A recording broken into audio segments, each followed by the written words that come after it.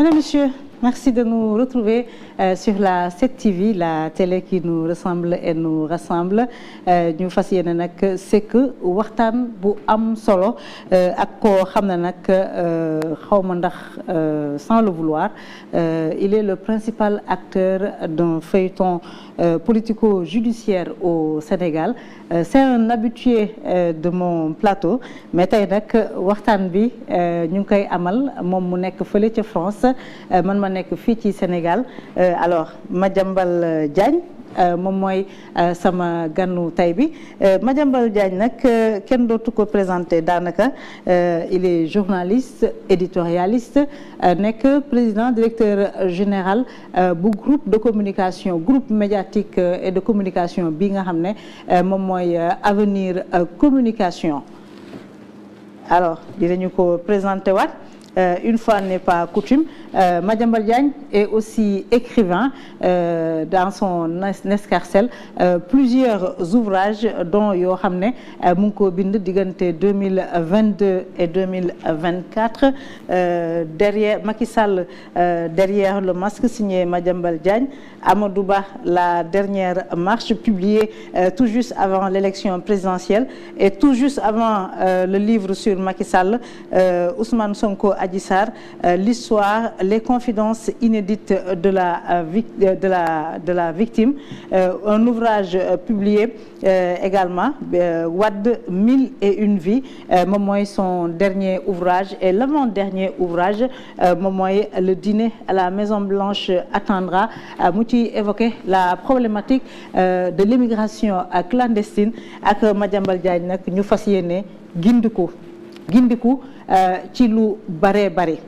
gindiku ci histoire bi nga xam ne mu ngi tàmbali avec un rapport de la CENTIF ñu ne dafa épinglé Madiambal Diagne sur une transaction de 21 milliards mu doon nag liggéey boo xam ne daf ko sekkoon ak société bii di Ellipse Projet nekkoon dans la rénovation et la modernisation des hôpitaux Madiambal Diagne nekk sous-traitant société boobule rapport CENTIF boobu nag moo tax mu xëy dem aéroport ngir génn dëkk bi ñu tee ko il se sera passé beaucoup de choses le lendemain dina dem fi nga xam ne moom mooy tugal autour de ce voyage nag beaucoup de spéculation dina leeral tout ce qui entoure ce périple parisien ñu teg loxo ay njabootam ñaari doomam ak soxnaam ak ku ñuy woowee Serigne Mor Mbaye nekk xaritam nekk kilifa diine ñu teg loxo li nga xam ne moom mooy ay biens yëpp boobaak léegi nag Madiambal Diagne mu ngi Paris di organiser li nga xam ne moom mooy sa défense daañu dellu si de long en large sur cette histoire ce feuilleton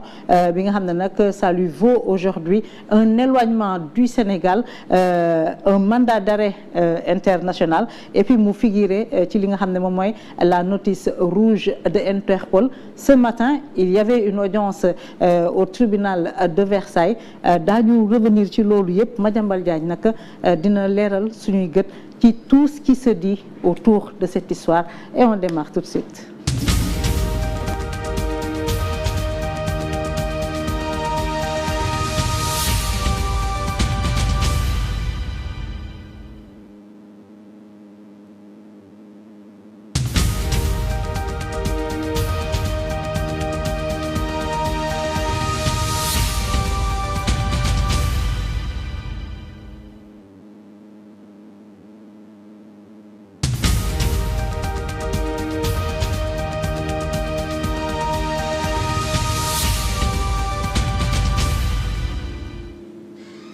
Et ñu démarrer suñu waxtaan bi avec mon spécial invité Madiambal Diagne bonsoir. Bonsoir Maïmouna maa ngi lay nuyu di nuyu téléspectateur 7TV yëpp di leen wax ni leen namm naa leen comme ni ma la namee yow sa bopp. ñoo la raw waaye aussi namm naa sama njaboot ndaxte waxtu may toll nii. matagul fukki minute maa ngi wax ak avocat yi nga xam ne ni ñoo may taxaw man ak sama njaboot ñi ngi soog a jóge ci sama soxna pavillon spécial yaram sutante na te situation jaaxal na leen ba ñu ngi waaj a def benn communiqué bu ñu war a génne ci guddi gi alerter autorités judiciaires yi sur son cas ndaxte bañ koy jëli dañ ko fekkoon mu feebar ñu jox leen dossier médical ba nga xam ne hôpital américain de Neuilly moo ko doon suivre depuis ñetti at ñu jox leen aussi certificat médical ba nga xam ne urgence cardio moo leen ko joxoon ci leen santé dëppoowul ak fi ñu ko yóbbu ba tax na tey mel na ni lañ ci doon ragal am na ci ay gën a suufante bu gën a metti ba nga xam ne dañ ko jëlee woon prison des femmes Liberté 6 yóbbu ko pavillon spécial alxames ci guddi ndaxte situation dafa xawoon salfaajo kon nag ñoom ñu ngi fa jóge léegi sama xel ak sama xol neexul wax dëgg yàlla diis na waaye nag ginnaaw bi loolu la yàlla dogal nañu muy te ma alerté tamit parce que loolu mooy sama wareef alerté ci situation loolu moom lay jëkk a nuyoo waxtaan wi te di la wax ne la que nag lépp la nga xam war nañ ko waxtaanee dinaa ko ci leer maa ngi nuyu tamit sama xarit bi nga tudd léegi Omar Mbaye di sama xarit di kilifa diine ba nga xam ne que yàlla dafa maa booleeg moom xëy na bi ñu xamee léegi yàggul ndaxte 2023 laa ko xam waaye xam naa ci moom ay jikko ya nga xam ne dama koo nawloo xam naa ci moom ak cofeel ga nga xam ne ni que amoon na ko ci sama wasila mu Sëriñ Saliou Mbacké di jaayam kóllëre googu doon nañ ko sàmm ba tax na bi may waree génn Sénégal mooy benn doomu aadama bi nga xam ne nekk na ci Sénégal muy 18 millions de Sénégalais ma ñëw ni ko sëñ Omar maa ngi dem bàyyi naa la njaboot gi dëkk naa samay loxo ñaanal ma kon nag kooku tamit bu ñu ko téyewuñ ko ci yoon dinaa ko xalaat waxtu yi nga xam ne fi laa toll nii te di ko masaw di masaw njabootam sama ay doom di Serigne Saliou mi nga xam ne téye nañ ko moom it ak Mouhamed Diop it xëy na kaso neexul ci kenn métti na ci ñoom waaye maa ngi leen di masaw te maa ngi dégg liñ may wax ak yóbbante yi may wax ak liñ may ñaax muy moom di sama soxna di ñoom di sama soxna kon lépp dégg naa ko maa ngi ciy jot te taxawaay bi ñu ci war a taxawee dañ ko ci taxaw incha allah. ma kon nag maa ngi nuyu askan yëpp balu àq. ñu lay fay Madiambal maa ngi imaginer la tristesse bi nga xam ne mu ngi lay étreindre d'ailleurs dinañu dellu siwaat ci waxtaan bi ci situation ñooñu nga xam ne say njaboot lañu ak sa xarit boobu di Serigne Mor Mbaye waaye balaa boobu dañuy tàmbali par la toute dernière actualité audience bi nga xam ne nag amaloon nañu ko tey fi nga xam ne nag moom mooy nga comparaître tey fi nga xam ne moom mooy chambre d'instruction du tribunal de Versailles ñu reporté waat audience bi jusqu'au 4 novembre waaye obligation bu ñu la defoon pour que ngay ñëw di signer chaque weer au niveau du commissariat dañu ko dindi et puis vous êtes rentré libre tey audience boobu nan la tëddee. jërëjëf may bu na ci laaj bi am na solo tey ni nga ko waxee noonu la cour d'appel de Versailles dañ ma fa owoon tey man ak sama avocat Vincent Brengard mooma gunge woon moom mi bokk ci cabinet William Bourdon ay associé tey liñ ma fa woote woon moo di dañoo waroon na saytu demande bi nga xam ne Sénégal def na ko muy extradition moo di nañ lancé woon dañ mandat d'arrêt international contre man dañoo waroon bu ko France dogalee jébbal ma leen moo taxoon ñu woo ma fa tey ñu ma fa oo nag comme ni nga ko waxee li fa tukkee mooy dañoo renvoyé audience bi ba semaine prochaine li waral renvoi bi nag samay avocat ñoo ko sàpp woon ndaxte ñoo ni dossier bi démb lañ ko jot leen procureur général de la cour d'appel de Versailles yónnee kon amuñu woon jotu xool ko ba mën koo saytu ba mën cee am ay taxawaay ñu ci war a taxaw loolu aussi def naa ni am na ci concertation buñ ci am ak sama ay avocats yi nga xam ne ñoo nekk Sénégal bi ñu waxtaanee ñu ni nañu demandé renvoi bi ñu ko demandé aussi procureur général bi dafa nangu ni que renvoi bi amu ci opposition parce que loolu mooy jaatu ndaxte war nañoo mën a jëmmal droit de la défense cour bi délibéré daal di renvoyer à la semaine prochaine ni nga ko waxee nag moo ci nekk dañoo am lu ci bees la xëy na dañu ko xaw a bette ndaxte samay avocat sàkku wuñ ko woon sax mais comme yëgoon ngeen ko bi nga xam ne que semaine bële passé état français waroon na exécuter mandat d'arrêt bi bu ñu koy exécuter dañ lay notifier ne la yow kat mandat d'arrêt ngi nii dañ laa war a yóbbu sam réew moo lay laaj su ko defee loolu ñu yóbbu la ci magistrat seet ba xam dañ lay tëj kaso am dañ lay bàyyeendi ba keroog ñu xool dossier ba xam war ngaa dem am waroo dem biñ demee jëkk a dem foofu ñu yóbbu ma ci procureur général ñu yóbbu ma ci président cour d'appel bu Versailles bi mu xoolee dossier bi daf ni yow am nga ay garantie de représentation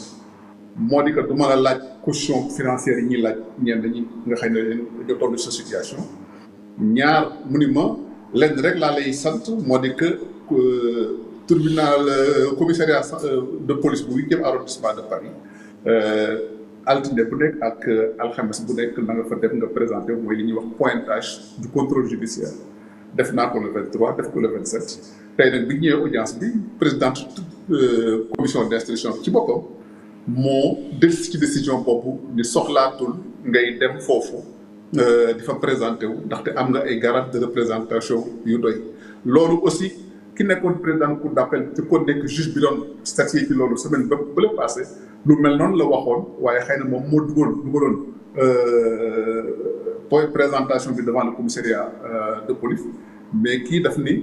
am nga garantie de représentation yu doy ci France ak ci àddina bi xamees nañ la xam nañu sa crédibilité xam nañ sa respectabilité kon sant tuñ la leen nga toog dox say yitte bu audience bi jotee nga ñëw kon loolu mooy li bees li nga xamee ni am na fa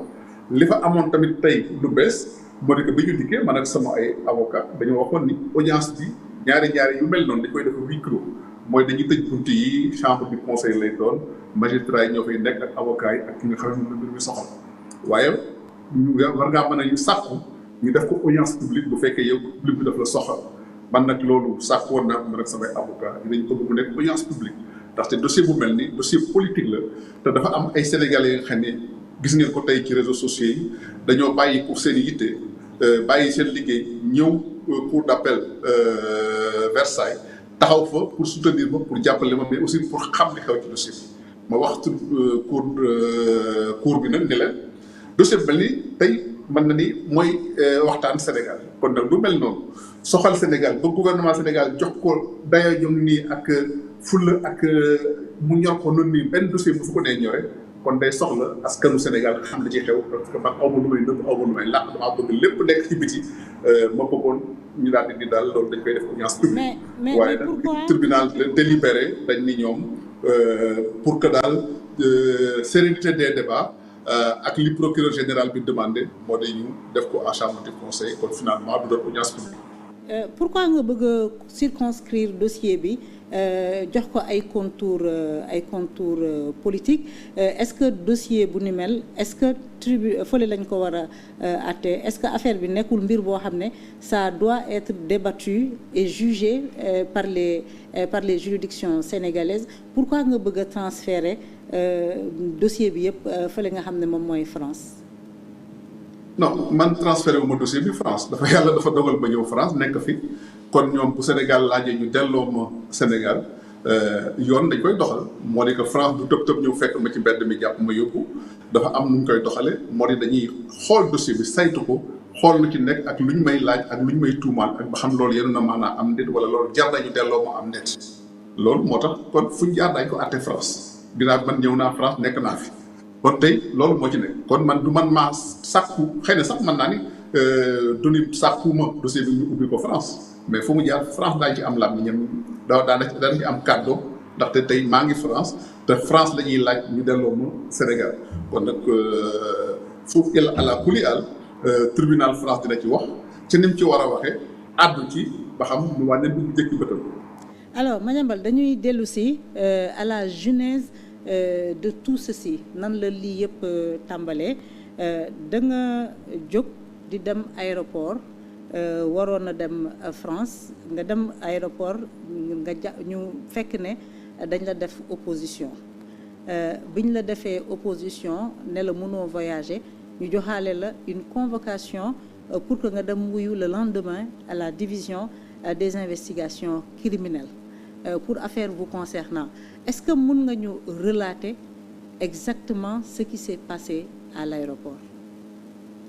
waaw damay jëkk jubbanti li nga wax ni da nga dem aéroport ñu def la opposition xëy na opposition ci defin bi la waaye du woon opposition bu ñu teg ci yoon wala fu ñu ko wér damay expliquer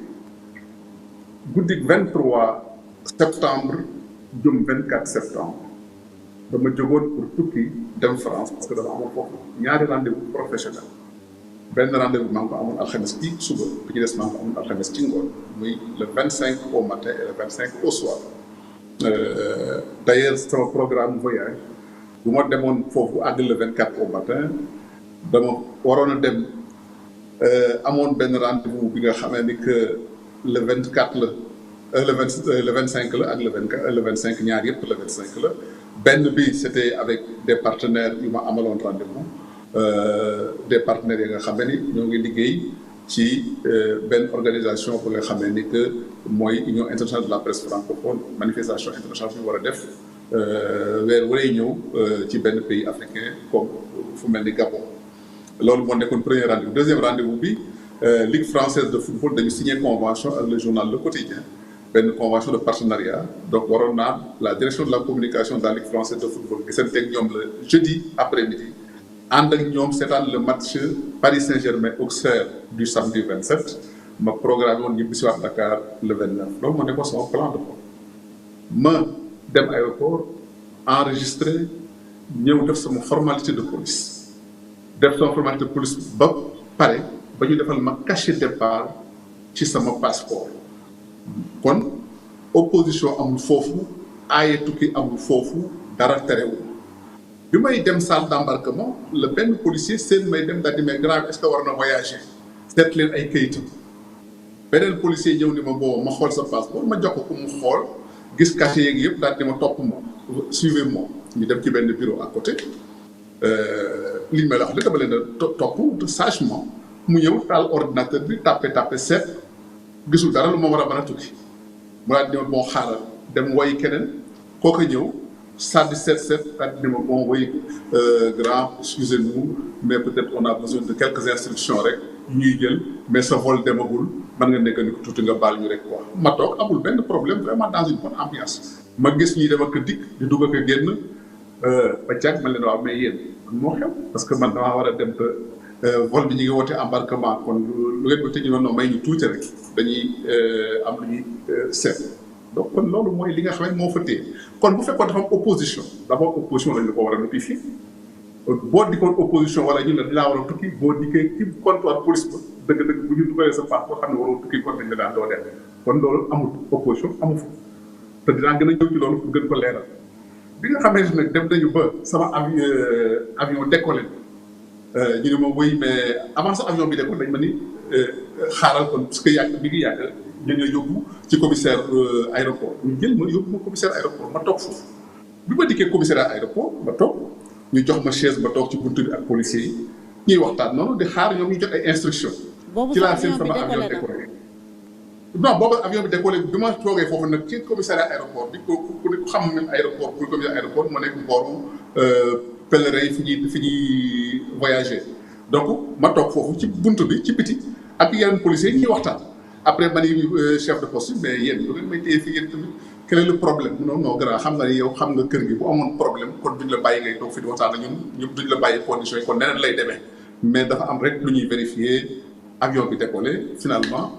mon vol est parti maa ngi ko toog di ko seet mu décollé bi sama vol demee man tukki amatul ci la ñu dellusi nag sama passeport bi ñu téye woon ak et puis condition période boobu sama téléphone aussi dañ ko téye woon. dañ nangu sa téléphone delloo ma sama passeport ak téléphone bi ni ma woy grand on est désolé dañ doon xaari instruction mais dañ ko yéex a jot léegi vraiment xam naa da ngay reprogrammer sa voyage ma oo sama soxna mu jël si bi mu ñëwee jël si ma ba ma demee bay dugg ci oto bi ñu waat ma ñëw ñu ni ma dañ lay jox benn convocation pour dañ wax ñu jox la convocation pour nga wuy si la lendemain à 12h à la division des investigations criminelles man leen mais convocation pour lan la ñu ne ma vraiment xamuñu ko dañ ñu daal jox nañu institution ni la jox convocation ma ne kon baax na xëy na ci laa jógee noonu ma dugg ci sama oto soxna muy déposé bi ñu génnee ma ne ko bon écoute xaaral dañu jaar Thiès ma seet sëñ Omar parce que c'est à 10 kilomètres de Thiès ma jaar kër ni ko sëñ Omar bu ne ma ne ko fekk sax bi ma génne dafa am sama benn parce que nag aussi am naa ay relation ci service de sécurité yi am ku ma contacté ni ma jàmbaal mu ne ma capté naa benn message léegi ba nga xamante ci yow la jëm nee nañu bu subaa boo wuysee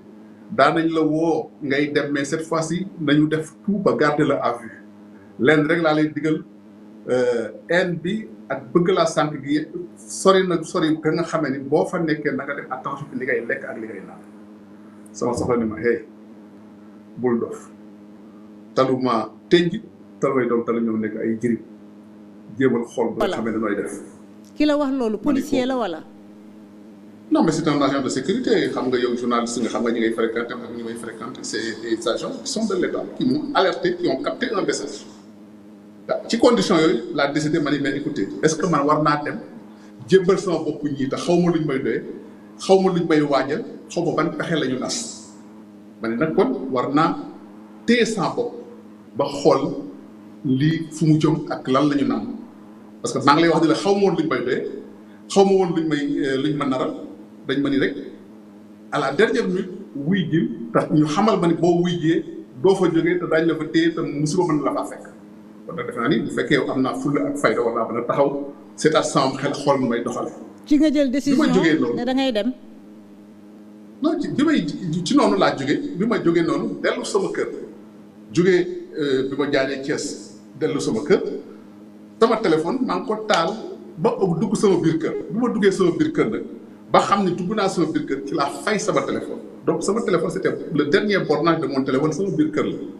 ma dikk changé wu daal damay génn je vais me mettre à l'abri noonu laa defee sama ay pexe ci guddi gi ma génn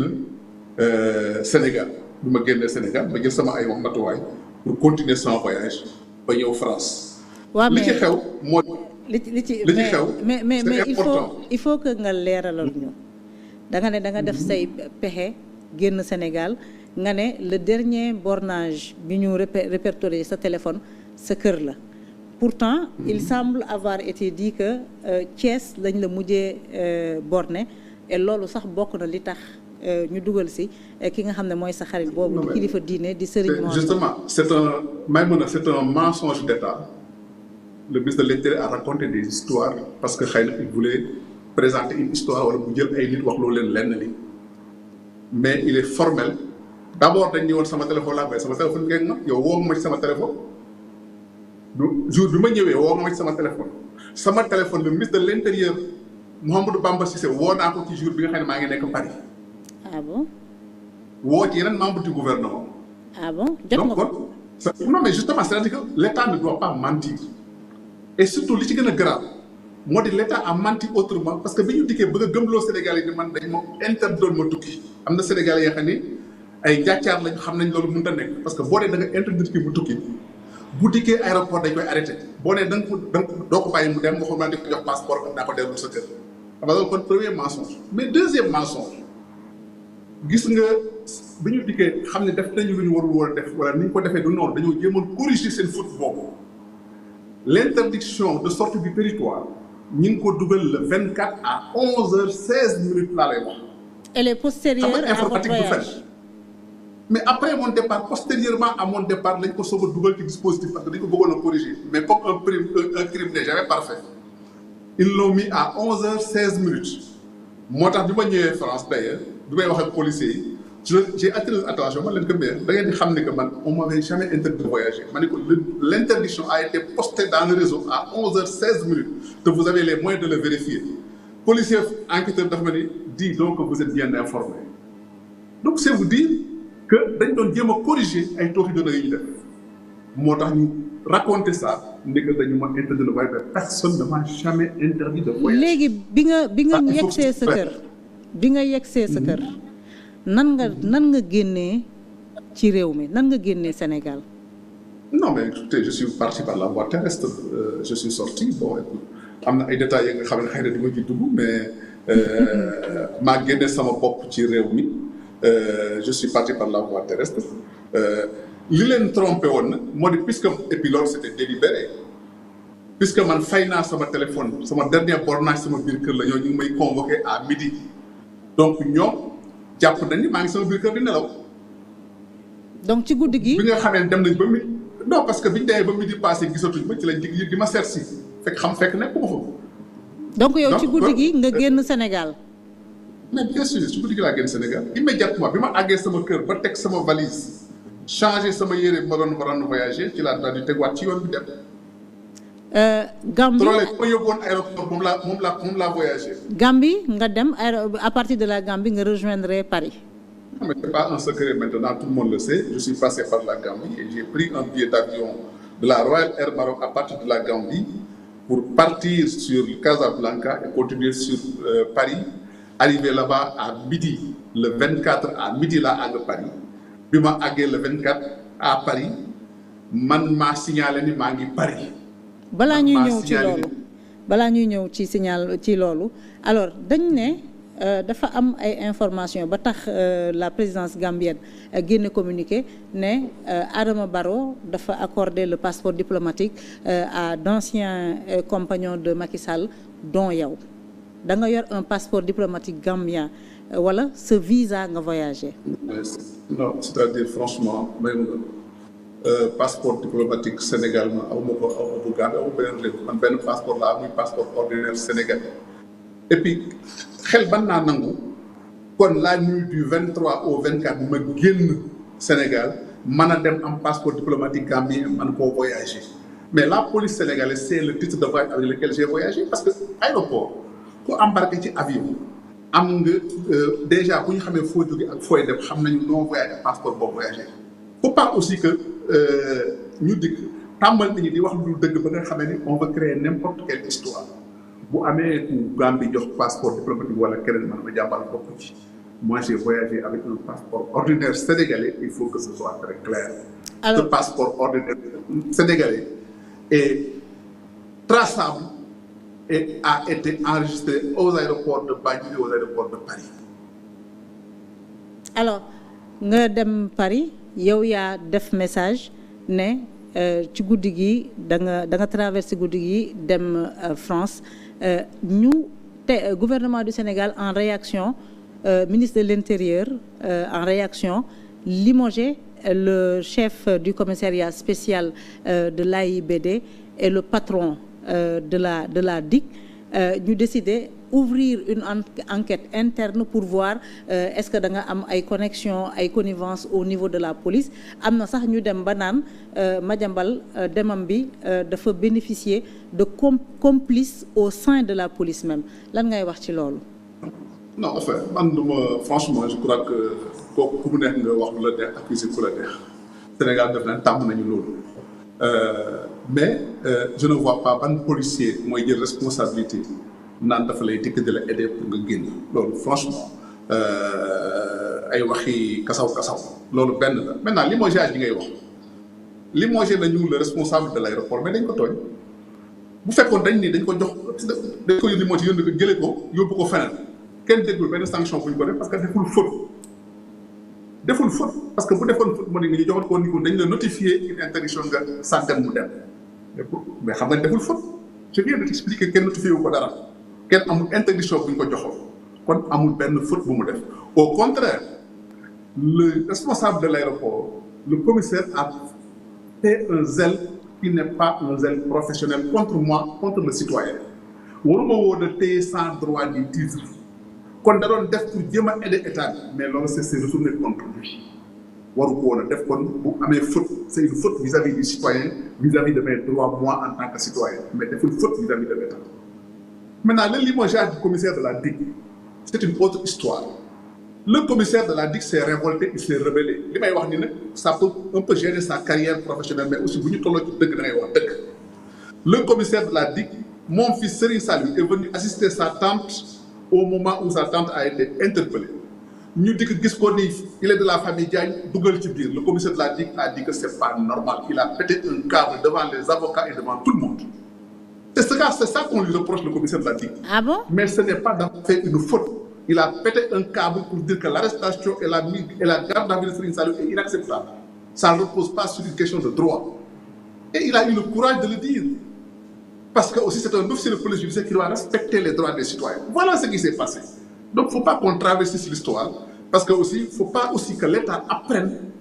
à tricher avec les droits des gens et à tricher avec les procédures. Et c'est ce qui est en train de se faire. Et c'est grave pour le citoyen. Il ne faut pas aussi que nous, citoyens,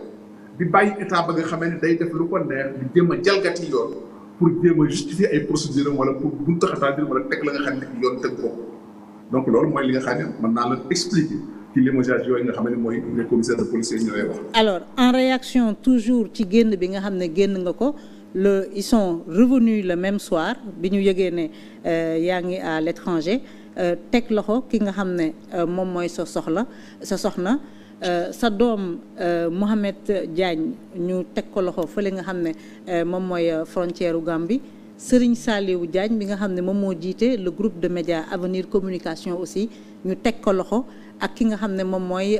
Serigne Mor Mbaye nekk kilifa diine nekk fële ca Thiès tamit ñu woo ko déglu ko teg ko loxo. waaw loolu mooy vraiment arbitraire mooy rapt familial mooy da nga soxla borom kër gi jotoo ko naa jàpp soxnaam ak i doomam loolu defe naa ni vraiment état de droit ak réew buy dox ci yoon. war naa weesu lu mel noonu te loolu la Sénégal doxal loolu la gouvernement du Sénégal doxal te loolu gàtt bu rëy la wax naa la sama soxna bi ñu koy jëli dañoo di fekk laaj ko ni ko ana sa jëkkër mu ni nekku fi ana moom mu ni ak tàgg woon na ma leen di dox ay yitteem ñu ni ko yéegal dem li nga xam ne moo ci gën a grave ci tricher bi état bi tricher xam nga lan la ñu def bi ñu ñëwee fa dina dañu def perquisition ci la benn policier waddal foofu benn convocation bu ñu waroon jox sama soxna avant ñu koy yóbbu parce que joxuñu ko woon convocation bi yegg sama ay avocat ba nga xam amul date amul motif amul dara parce que bañ fa dikkee xam nañu bëgg nañoo corriger seen i procédure ñu bàyyi fa convocation xam naa convocation war nañ ko décharger kooku mu yegg sama ay avocat loolu aussi beneen coow la loolu yëpp boo ko gisee ma koy wax ak di ko leeral mooy li ñuy li ñuy jalgatee droit citoyen danga wax sëñ Omar Mbaye sëñ Omar mandat mook Serigne Saliou yëpp ba ci yem même réquisitoire concerné wu leen lenn concerné wu leen ñu dem jël leen dugal ci kaso bi fàtte leen fa jëmale bu kenn xamoon au nom de quoi parce que soxla nga nit jotoo ko une responsabilité pénale elle est personnelle elle est individuelle mënoo ni que c'est toi ou ton frère ou ta femme ou ton père d'ailleurs Serigne Saliou bu ko juge bi inculpé xam nga la ko da ko wax ni ko waroon vous auriez dû avoir le courage de m'inculper pour un délit de filiation parce que gisuma loo war a inculper et il l'a dit devant les avocats te vous dire que aussi parfois dafa am la nga xam ni état bu mel ni Sénégal war naa jombale boppam lenn ni quand on veut atteindre un adversaire politique il faut y mettre les formes coow li muy bari xamoon naa adversité bi rëy na xamoon naa ne mbañeel gaa ngi fi waaye jàppoo woon ne daañu ci dugal jigéen ñi ak doom yi foog naan élégance am na ak hauteur am na ak dignité am na ndaxte dëkk jaamaarloo bu ne am na fi Sénégal waaye kenn gis fi ñu dugal ci ay jabar ak i doom. mais Serigne Mor Mbaye tey la gulet mu am Sénégal. Serigne Mor Mbaye ci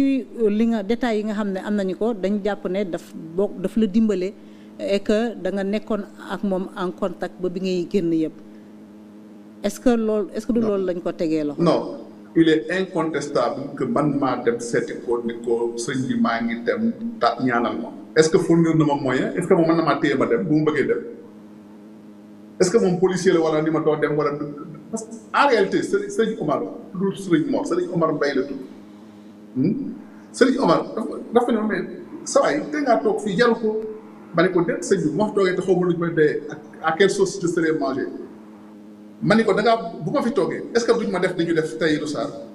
dugal ko ci biir fàtte ko fa bañ koo lijjanti mu ay weer yu weer ma ne ko est-ce que bu ma duggee ci biir duñ ma def comme ni ñu def Farba Ngom dugal ko ci biir.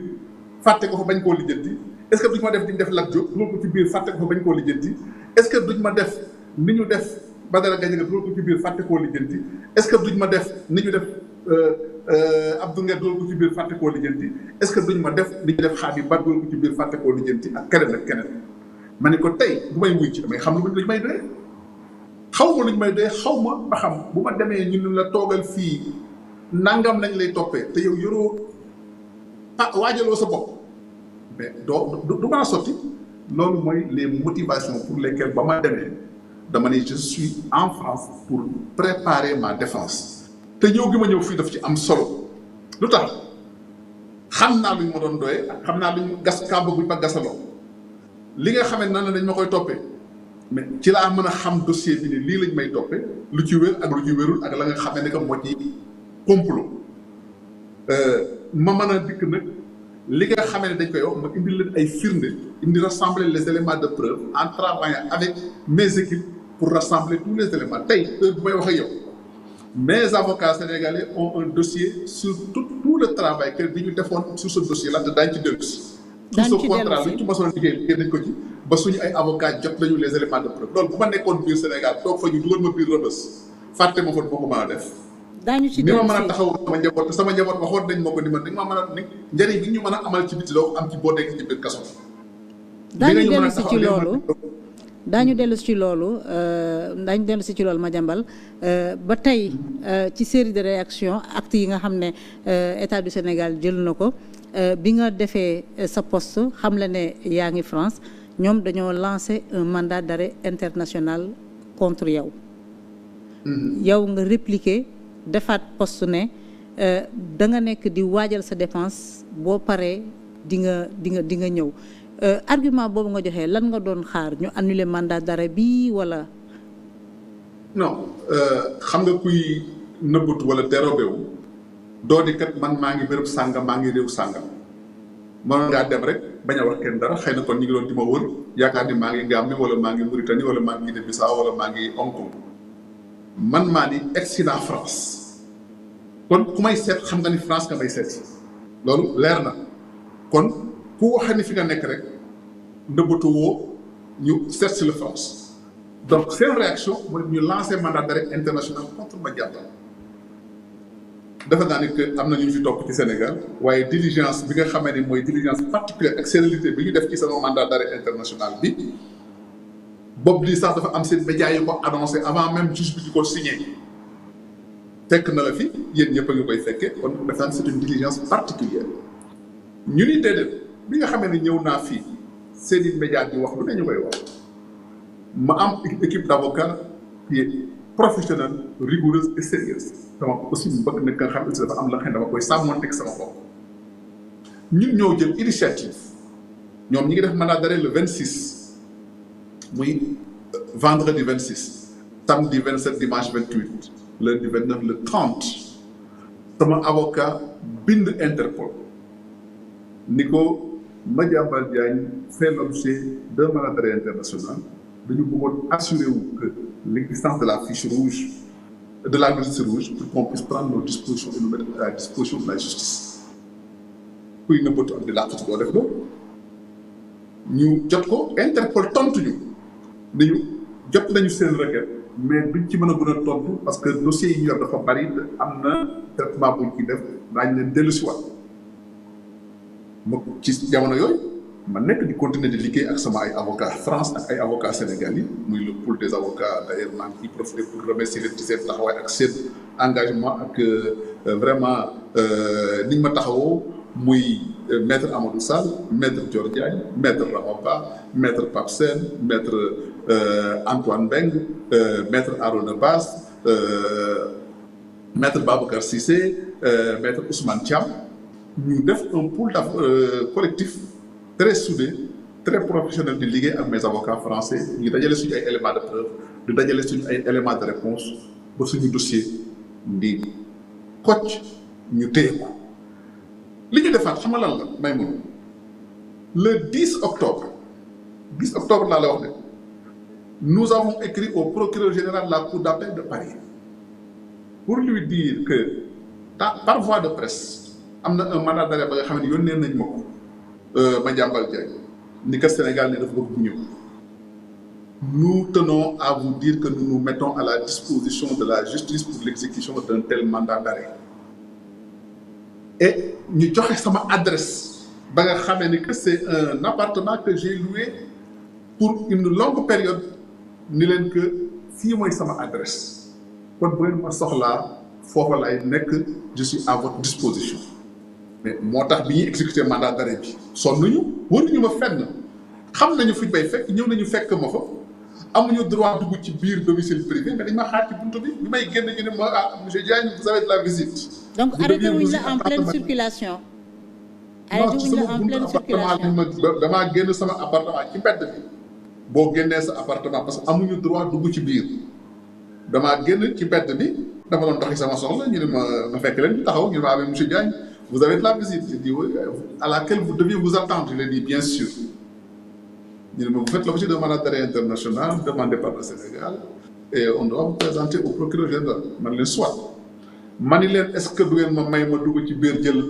andi document ñu mën a amuñu droit dugg sa biir domicile privé moo tax ñu xaar ci mbedd bi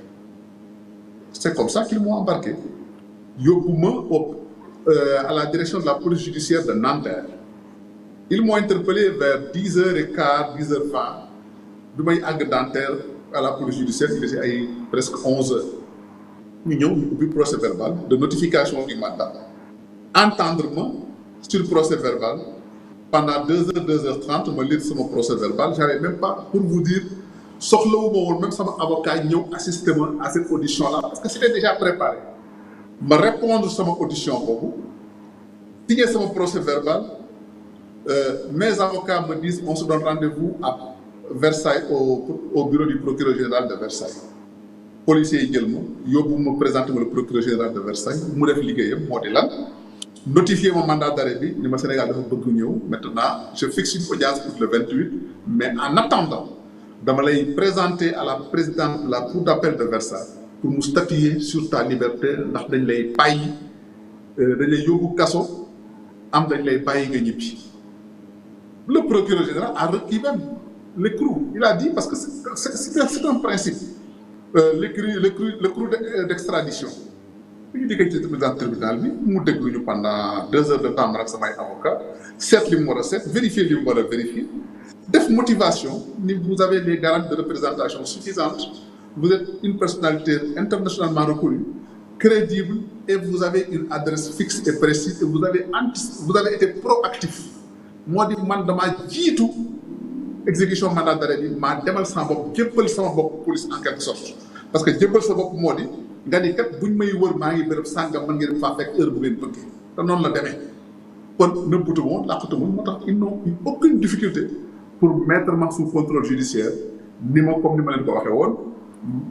Les jeudis et les vendredis et les jeudis et les lundis na nga dem présenter wu au commissariat du 8e arrondissement de Paris. alors ma def ko ba tey ñu modifier alléger contrôle judiciaire bi ni ma soxlaatul ngay dem di présenter au commissariat de police. alors fii à Dakar nguur état dafa teg loxo say biens say compte bancaire say oto say suuf say kër. ak bépp alal boo xam ne sa njaboot am nañu ko fii ci Sénégal ça y a eu une notification est-ce que c'est prématuré en l'étape actuelle de la procédure. xam nga ñoom dara prématuré ci ñoom dès l'instant que ils veulent abattre Madiambal le dépouiller et lui faire mal loolu jombuñu dara ñàkk a jomb dara mooy jàpp jabar jàppi doom jàpp xarit tegoo ko ci yoon dara tax dul jéem a ñooñantal nit ki wala jéem koo bu taxataa wala jéem koo teg lu ko metti kon ku mel noonu il ne recule devant rien tey dañu nekk dañu def ay saisie mais saisie yooyu may mun a coow leen fi bari rek mais du mujj fenn. ah bon. xam nga tey bu ñu dikkee di saisir li ñu saisir sama bien yi nga xam ne moo nekkoon cité Djily Mbaye foofu maa ngi fa dëkk 2001 laa fa sañ ci kër googu. villa grand standing ak immeuble ay appartement yi xam ne dama ko doon loué 2001 ana ñoom booba ñi koy saisir tey fu ñu nekkoon est-ce que du ko dañ université booba daa may dégg ñi nga xam leneen li ñu saisir mooy lan sama kër virage maa ngi ko dëkk juin 2005 ana ñoom fu ñu nekkoon juin 2005 ma may tabax sama kër googu immeuble bi ñu saisir Patrin maa ngi ko am 2009 kon ñoom ana fu ñu nekkoon jamono yooyu bay am boobu teraanga immeuble bi nga xam ne am naa ko Mamel maa ngi ko jënd 2016 commencé ko tabax en 2018 ba nga xam ne j'ai terminé mon gros œuvre en 2019 ba nekk sama ay finition ñàkkoon xëy na yenn moyen moo tax ba léegi sama immeuble di traîner kon ban patrimoine bu mel noonu ku ko bëgg a saisir tegoo ko ci yoon mais da nga bëgg a buntu xataal nit ki mais loolu mën nañ def leen neex mais jàpp naa ne man sama ay droit ak sama yelleef dinaa ko topp ba bat sëkk te allah kulli àll damay jot sama yëpp parce que gëm naa ne que bu nguur baree doole ba di def lu ko neexit nguur saxul ila abadan kon tey ñoom lu ñu def ëllëg si mënees na ko dindi te yaakaar naa ne que ñoom seen nguur gii luñ ma fi teg lu yoon jàpp nañ dinaa ko xeex jàkkaarloog ñoom ba nga xamante ne naa recouvrer samay droit amu ci lu ma ciy ragal amu ci lu ma ciy tiit. alors moo tax franchement de ce point de vue là saisie yooyu ku ko dégg dina la naqari ku ko dégg di nga ci am tiis xam ne que teguñu ko fenn parce que ñoom bañ commencé saisir tey dañ fi daan toog ay weer léeg-léeg ñu toog def saisie arrêt sur mes comptes yi nga xam ne du ma ko wax fenn pour des questions de fiscalité ak yi nga xam ne duñ la defal contrôle sax da ngay xëy xëy nga ADD sa compte bancaire bu luñ ko fekk ñu jël ko boo waxee ñun dafa bañ a fay impôt wala leneen loolu yëpp dama ko dund mais dama jàppoon ni que am na foofu li xëy na duñ fa àgg li nga xam ne moo nekkoon la goutte d'eau de trop c'est d'abord de me traquer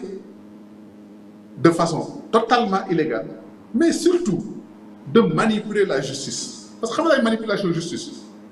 da nga fi wax ngay commencer sa émission ni on avait un rapport de la CNTIF. dinañ ñëw ci rapport bi dinañ ñëw ci rapport bi oui. Okay. dinañ ñëw ci rapport bi alors. d'accord kon maa ngi pour jeexal première étape bi dafa am Sénégal ñu jàpp ne da nga manqué de courage le fait que nga choisir dem bàyyi sa njaboot ginnaaw sa soxna mu ngi jagadi te jagadi boobu amul kenn ku ci indi benn doute lu wér la lu ñu firndeel ci ay kayit sa ñaari doom ñu ngi leen teg loxo kenn ki il n'était pas visé par le réquisitoire ñu jàpp ne da nga saraxe sa njaboot dem sa yoon lan ngay tontu ñooñu. mais li ma leen di tontu yomb na waruñoo laaj xool ba xam lu tax ma jàppal dañu war a xool ba xam ñi ñuy jàpp est-ce que war nañ leen a jàpp d'abord c'est la première question est-ce que war nañoo jàpp que waruñu koo jàpp loolu mooy question de bon sens fekk nañ ay nit ñi waruñu leen a jàpp nañ leen ak motif bu war a tax bu dee borom kër gi dafa dem kon jàpp nañ ci warul la jàpp est-ce que loolu yoon nangu na ko wala xel mën na ko nangu est-ce que tey ba ñuy wër Ousmane Sonko dañ faa fekk waa këram jàppale ñu est-ce que am déet dañu wax ci dëgg rek kon loolu mooy def nañ lu ñu war a def loolu mooy première raison deuxième raison bi nga xamee nag franchement pour courage yu ma jàmbal man defe naa ne dëgg sama sœur mon ami Aïssatou Diop Fall tontul na ma ci loolu dafa du ma jàmbal mooy def preuve de courage dans ce pays bi nit ñi nekk ci suufu lal yi Ousmane Sonko ak waa Pastef di lëmbee dëkk bi ñi doon taxaw di faire face comme ma jàmbal bari mu ñu woon dañ leen doon compter et je prends des risques sur ma sécurité sur celle de ma famille et sur mon patrimoine kon kuy def kon ko kenn du ko jox leçon de courage. Deuxième illustration man ba may jaamaarloo nguur di dem kaso bu léegi kon man jàkkaarloo dem kaso tiituma ko mais est-ce que damay dem kaso asaaloo sama bopp wala dem kaso demuma ci condition bi ko war a demee man dama dem pour dire que j'exige un procès juste et équitable pour moi-même et pour ma famille et mes proches est-ce que am naa droit kon bañ a défendre sama bopp bañ a défendre sama njaboot est-ce que ñëw joxe sama bopp mooy défendre sama njaboot est-ce que ñëw ñu dugal ma rëbës fàtte ma fa mooy défendre sama njaboot pour préparer seen défense dafa bu ma nekkoon biir rëbës du ma organiser défense di ma ko organiser du ma taxawoo sama njaboot di ma ko taxaw ma wax la ni la may mun dañoo dem ba nga xamee ni que tey man maa ngi fii France mes avocats ont voulu saisir le groupe de travail des Nations Unies sur la détention arbitraire parce que ñi fa jàpp c'est une détention arbitraire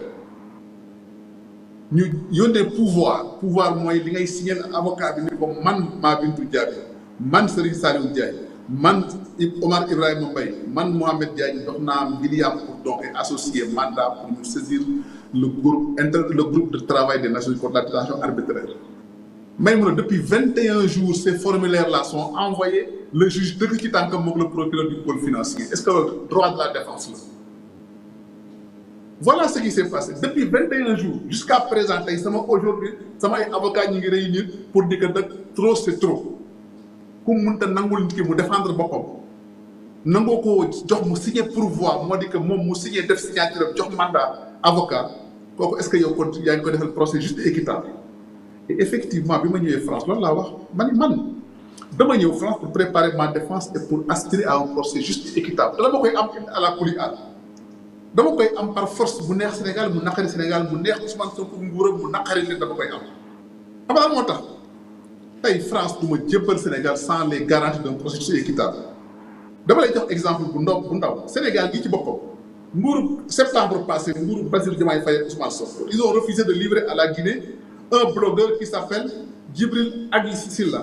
parce que dañ jàpp ni que kon ñoom warul mënul am processus équitable en Guinée loolu la justice sénégalaise wax est-ce que kon la justice sénégalaise di bañ justice française dina ko dam tey j'ai réussi une chose mu ne bu fekkoon dama fi ñëwoon li ma doon wut am naa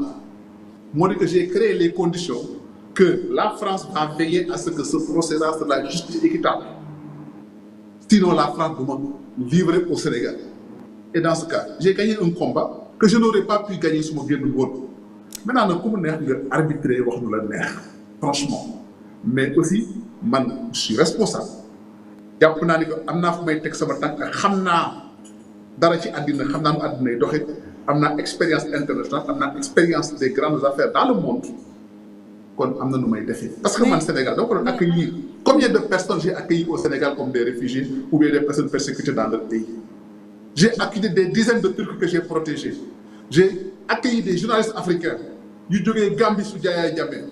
Ils ont Burkina Faso. Ils ont Côte d'Ivoire à une certaine époque. Ils ont Mali. Donc, j'ai cette expérience-là de la vie. Mais quand il y a au Sénégal, mais damay ñëw may mun a parce que damay ñëw xam nga tey lu tax ma wala damay ñëw dafa amoon lu gënoon a yomb bu doon dama doon daw rek pour bañ a ñëw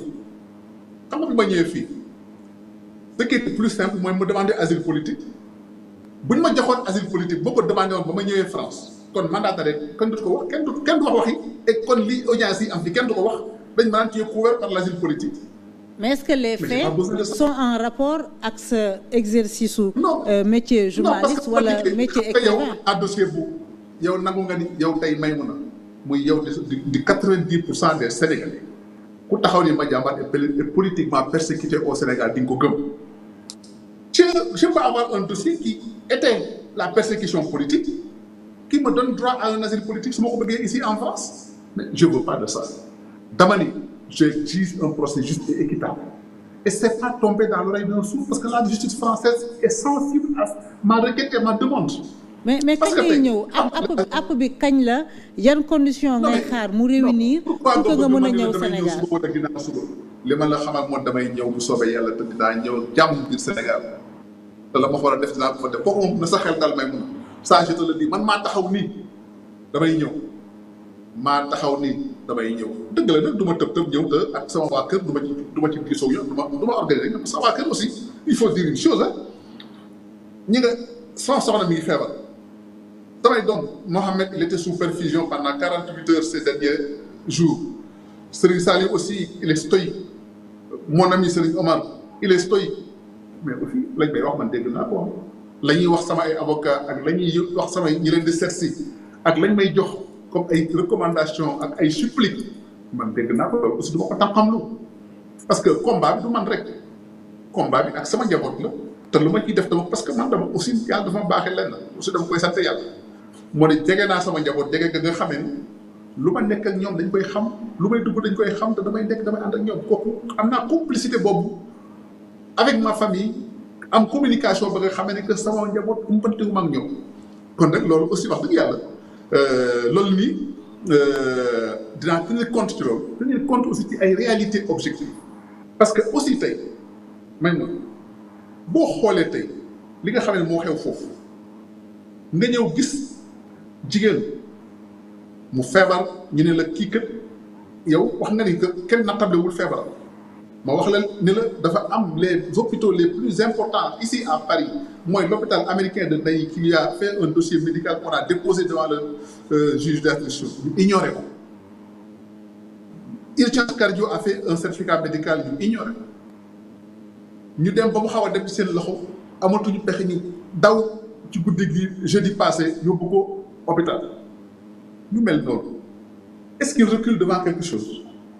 wala ñu mel noonu dikk jël ay experts ñu expertiser Farba Ngom 3 experts désignés par l'État du Sénégal ñu leen sa situation est incompatible avec sa détention ñu bàyyi ko ci kaso est-ce que ñooñu am nañu mën war nga dikk li jox jébbal sa bopp ñooñu boo ko defee lu la ci daal yaa ko teg sa bopp lu te di nga lor sa bopp lor sa njaboot lor keneen est-ce que loolu aussi doo ko xalaataat bala nga defee ni ngay defee parce que aussi c'est une réalité xam nga inventé wu ma dara da ngeen koy dund ci biir réew mi est-ce que da ngay dikk nag kon ignorer tout ça parce que xam nga sama femme lu muy wax sànq nii rek maître Dior Diagne dem na fa ci tàkkusaan bi mu ne ko neel sa càmmiñ bi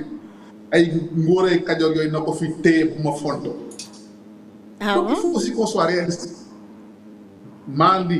devant askan wi j'ai un plan précis clair dans ma tête que dama koy exécuter ci li ma ko bëggee ak sama sago li ma war a dox dinaa ko dox li war a lijjanti dinaa ko lijjanti te tey fi mu toll nii tant que nag maa ngi fii je suis une patate chaude entre les mains des gens ñoo bëgg a fagaagal. alors parce que du ma leen may dara. yow parce que fas yéene ku ma dul may dara du ma la may dara. depuis ton exil français yaa ngi nekk en contact avec des autorités sénégalaises sànq wax nga ko nee nga ak sa téléphone contacté nga sax ministre de l'intérieur mais tamit contacté nga wax ak ki nga xam ne moom mooy ministre des forces armées général Birame Diop mu am yoo ko dénk mu mel ni yaa ngi bëgg a établir un pont de dialogue ou d'échange entre yow ak président de la République bu Sénégal mu di Bassirou Diomaye Faye. Maïmouna, vous êtes une grande journaliste très réseautée et très informée. Félicitations. loolu nga mën a xam nag ci état bi nangul ma ne war naa ne mën a xam ci état bi pour xam luy dox ak lu dul dox. Je vous confirme que man maa yónnee Baboucar c'est je l'aime beaucoup, c'est mon avocat. Général Birame Diop. D'abord dans un premier temps Mouhamadou Bamba Cissé maa ko yónnee message. bi ma waxee samay avocat yónnee naa Bamba Cissé message xamal lu ñu wax c'est notre confrère mais il n'est pas crédible. ma ut numéro ci sama ay avocat kenn jox ma numéro Birame Diop le général Birame Diop ministre de la défense man naa ko contacté. bi ma ko contacté dama ko yónnee message di ko seet ba jàmbale Diagne j'aurais souhaité vous parler moom maanaam après ko il faut vraiment être très clair. ma ne ko mon général xamante wuñu rajo yàlla dogal musuñoo gisante musuñoo nuyoo mais dégg naa ni que gars yi dinañu daan bokk di añ xam nga gars yi ñoom dañuy demal ak fekke la rek mais Birame Diop musuñoo nuyoo ma ne ko mon général mu ma ne ko maa ngi lay déranger de je l'ai appelé le dimanche matin dama fa jógee donc dimanche matin laa woo Birame Diop ma ne ko mon général maa ngi lay déranger ci dimanche bi de mais dama war a waxtaan ak yow waaw ma ne ko da nga nekk un officier supérieur ma nemmeeku ni war nga am le sens de l'état le sens républicain loolu laa yaakaar ca loolu laa nemmeeku su xaw ma la waaye loolu laa jàpp ci sa parcours nga nekk position ba nga xam ni boo amee secret d'état am nga bàmmeelu biir bu di toll boo ko mën a denc dafa am la nga xamee nag dafa xew ci réew mi te balaa jéggi dayoo il faut mu waxtaane ko ku mel ni yow kilifa yi ci war a jot ci en l'occurrence le président de la République du Sénégal man naa ko contacter sama bopp wax ko loolu mu ne ma wan day wax dëgg yàlla sa woote bett na ma waaye dama lay sant di la gërëm ci confiance bi nga am ci mën a wax ak man ci lu mel ni réew mi day ñëw ko bokk luy rafet rek moo fi war a xew voilà loolu mooy tonton ma ne ko moo général damaa dikk nag ñu téye sama njaboot teguñu ko ci yoon damaa bëgg nga wax ak ñi nga xam ne ñoo ko yor ñu bàyyi sama njaboot bu ñuy xeex ñu xeex ak ma jàmbal ma nañu ci génne jigéen ñi xale yi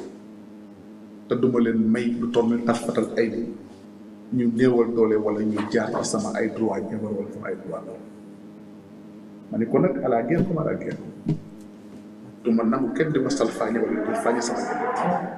damaa bëgg nga xamal le président de la République qui est l'autorité suprême du pays que Madiambal a décidé de rendre coup pour coup am na loolu dina moo naa ñàkk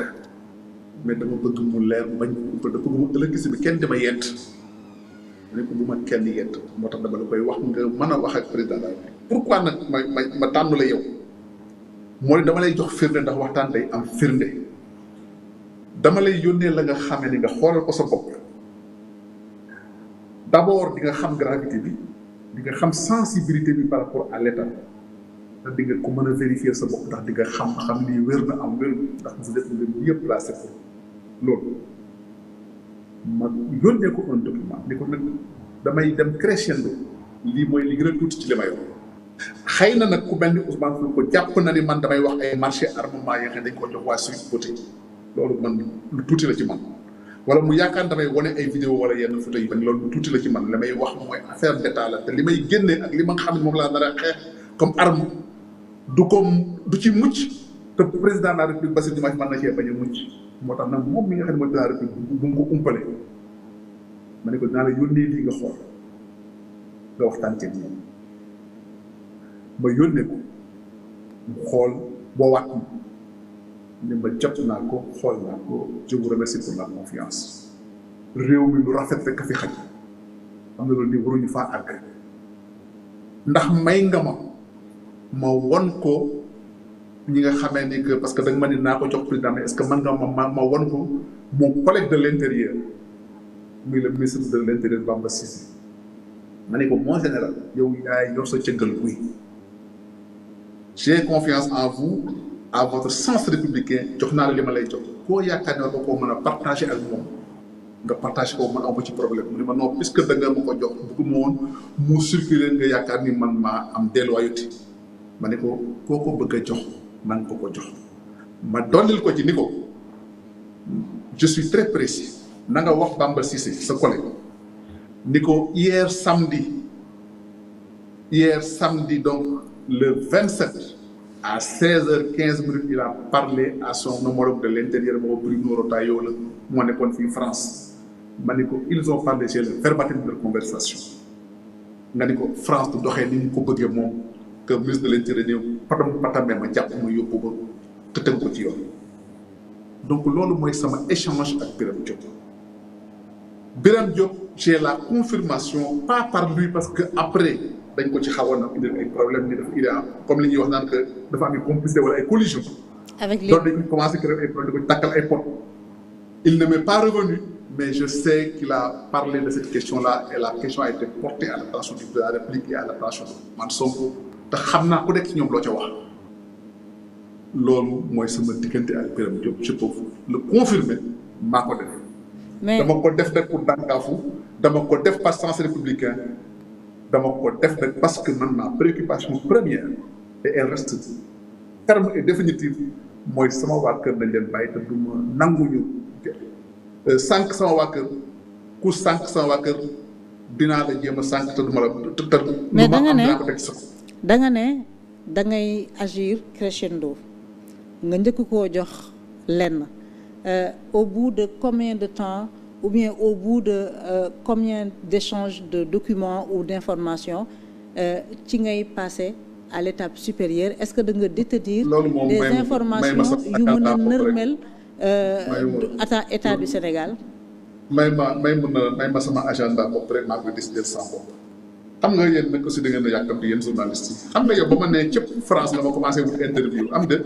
ñëw nga fii France la gars yi naan la boo interviewé ma jàmbal doo ñibbi am de Papa Ngagne Ndiaye ñëw na fi bëgg maa interviewé même sama rakk Pape Alé Niang ñëw na bëgg maa interviewé bu ma ko waxee bu ma interviewé bu demee ñu dàq ko donc man maa décidé sama agenda parce que aussi maa décidé kañ laay wax xam nga boobu ba léegi bëgg ngeen ma wax am na ñu naan ma wéy lu tax waxul mais man maay décidé sama agenda bopp parce que d'abord boobu ba léegi maa ngi noppi parce que d'abord il fallait bu may wax ma xam lu may wax nit ñi il fallait aussi ku ma laaj ma mën a am looy tontu ni liir laa mën a tontu ci wax bi wala firnde bii laay indi mais aussi bu ma tëboon tëb di wax mais c'est manque de respect aux autorités françaises ñëw ci seen réew di wax la nga xamee ne que tey ñoom d'abord jàpp buñ ma wala gisal buñ ma théoriquement notifié guñ ma dara ma nekk di wax c'est comme si c'est les provoquer ou bien narguer les autorités sénégalaises te loolu cër bu ma war a am donc moo tax j'avais préféré définir sama agenda bopp boo xoolee man maa sàkku interview ak yow tey parce que bi nga doon nga wut ma bañ wala ma tànqam lu la tey bi ma demee ba nga xamee nag léegi mbir mi leer na fii France leer na ci sama dossier leer na ci sama ay éléments de preuve ak samay avocat waxtaan naa ci ak ñoom ci laa leen nag léegi je peux communiquer maintenant ma ni naa la woo pour boo disponible ñu def interview bi. mais lan nga est-ce que li nga yor da nga yor ay informations parce que est-ce que yow yaa nekk derrière la plateforme Sénégal Leaks plateforme boobu dafa génne un extrait de compte appartenant à Ndeye Khady Ndiaye. Plateforme boobu aussi commencé na génne ay bulletins de renseignement est-ce que yow yaa nekk derrière cette plateforme là. non mais munoo am amoo benn lien ak benn plateforme man daal moo amee lu may génne dina génn te dina leer nañ dina génn naan nag bu amee keneen kuy génne wala et cetera xëy na peut-être convergence la rek wala xëy na ñoom dañoo bari ay noon ñoom it dañoo bari ñu leen bëgg xëy na dañoo bari ñu leen bëgg. mais c'est quoi le niveau de sensibilité de gravité des informations yi nga xam ne yor nga ko. si on te pousse à les sortir dina nërmel état bi. non mais xam nga nag may mën a nag aussi nag yow journaliste nga da ngay may provoqué rek da ngay ji provoqué yow jàppal seetlu leen nag yow tamit nag may mën a. waa parce que plus gën a dag laa ak seen gouvernement bi ba coowal ma jàmbar xayma da nga leen a mës a dégg ñu wax ñoom ñëpp ñu ngi ni neex seetlu ma loolu ku leen ni benn ñun la fukk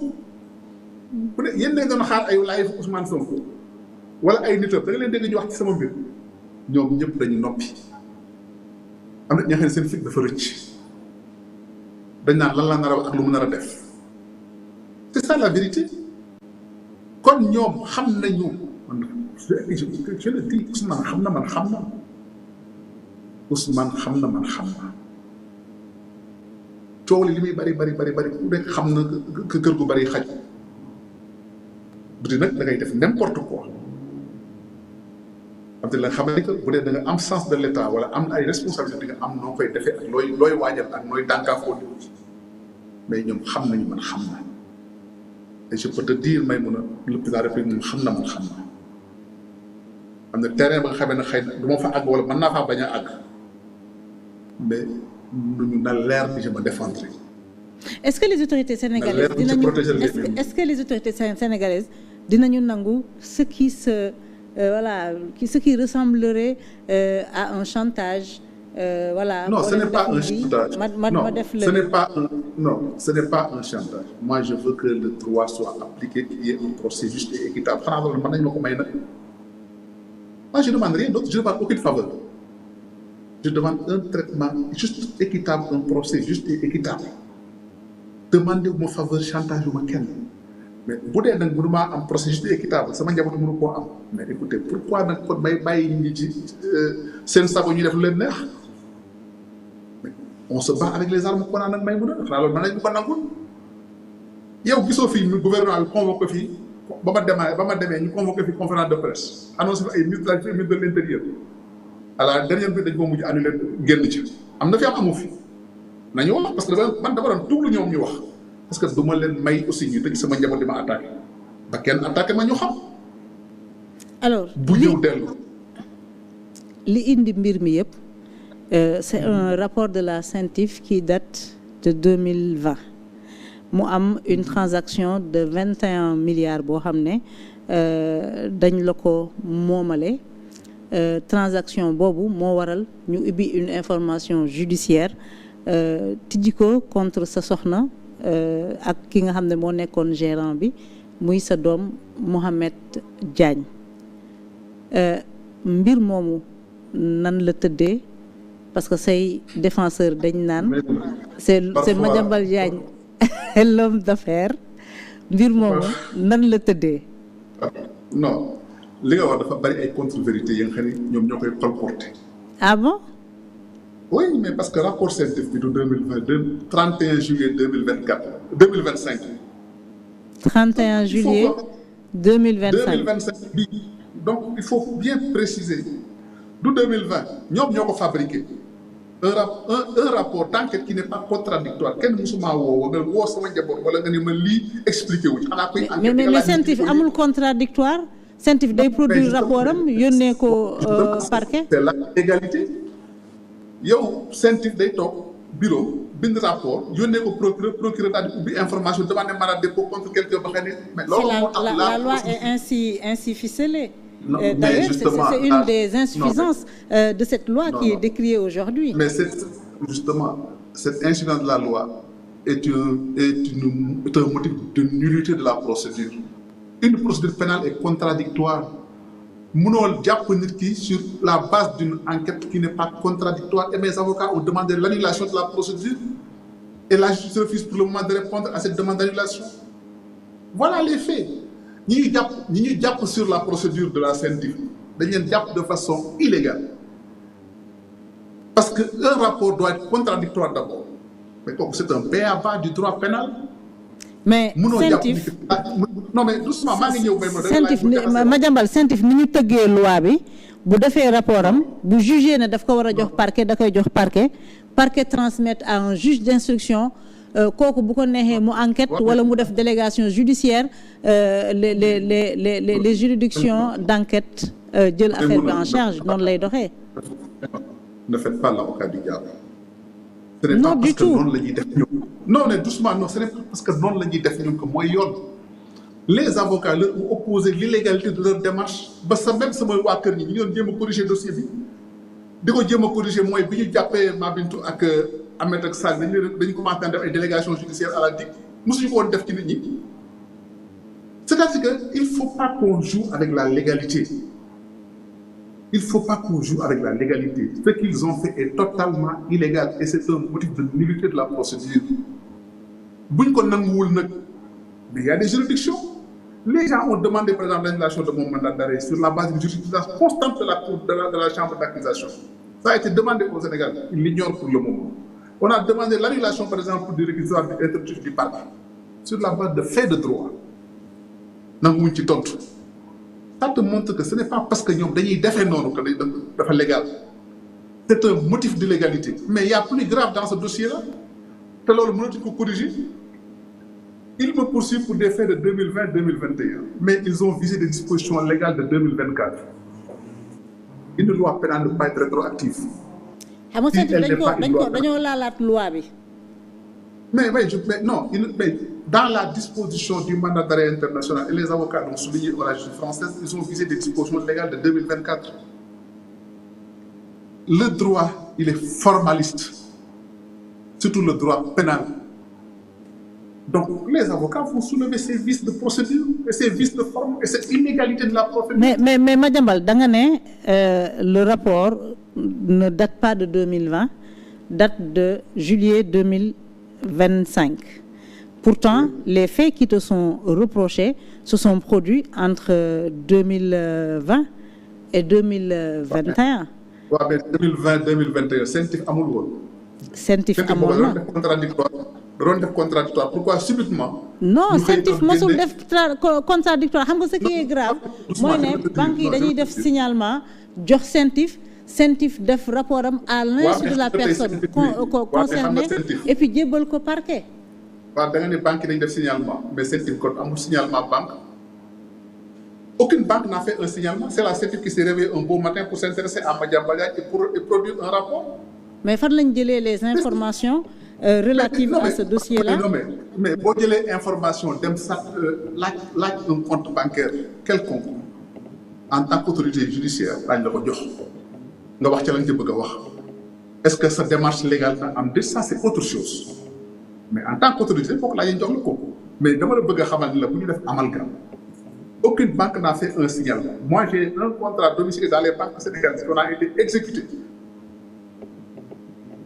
Ben banque sénégalaise n'a jamais fait un signalement quelconque parce que tout est transparent et tout est légal. Et bon, ma laaj dossier bi wax la ma expliquer la lu ci légal. Alors, venons-en au dossier. Ce n'est pas parce que la CENTIF a fait un rapport que ce doit être parole d'évangile. Et encore une fois, procédure dafa war a mën a jaar ci yoon donc mënoo dikk nag nga def lu la neex du point de vue du droit bëgg nit ñi gëmm ci bëgg dëgg teg nit ñi lu yoon. Alors da nga signer un contrat d'assistance et d'étude avec société bi nga xam ne moom mooy Ellipse nekkoon Sénégal nekk ci ay construction rénovation modernisation hôpitaux ak ay structures judiciaires. ñoom dans ce contrat-là de 254 milliards ñu fay la 21 milliards c'est exact. Je vais t'expliquer. tey dama la wax ne lépp dañ koy faram-fàcce bu ñu jaxasee wax ci. loolu la ñuy xaar waa. voilà très bien may mun d'abord da nga wax ni da nga signé contrat ak Elis Projet man loolu lañ may toppee n'est-ce pas ñu ni dama jalgati xaalisu état man signé wu ma contrat ak état Elis Projet moo signé contrat ak état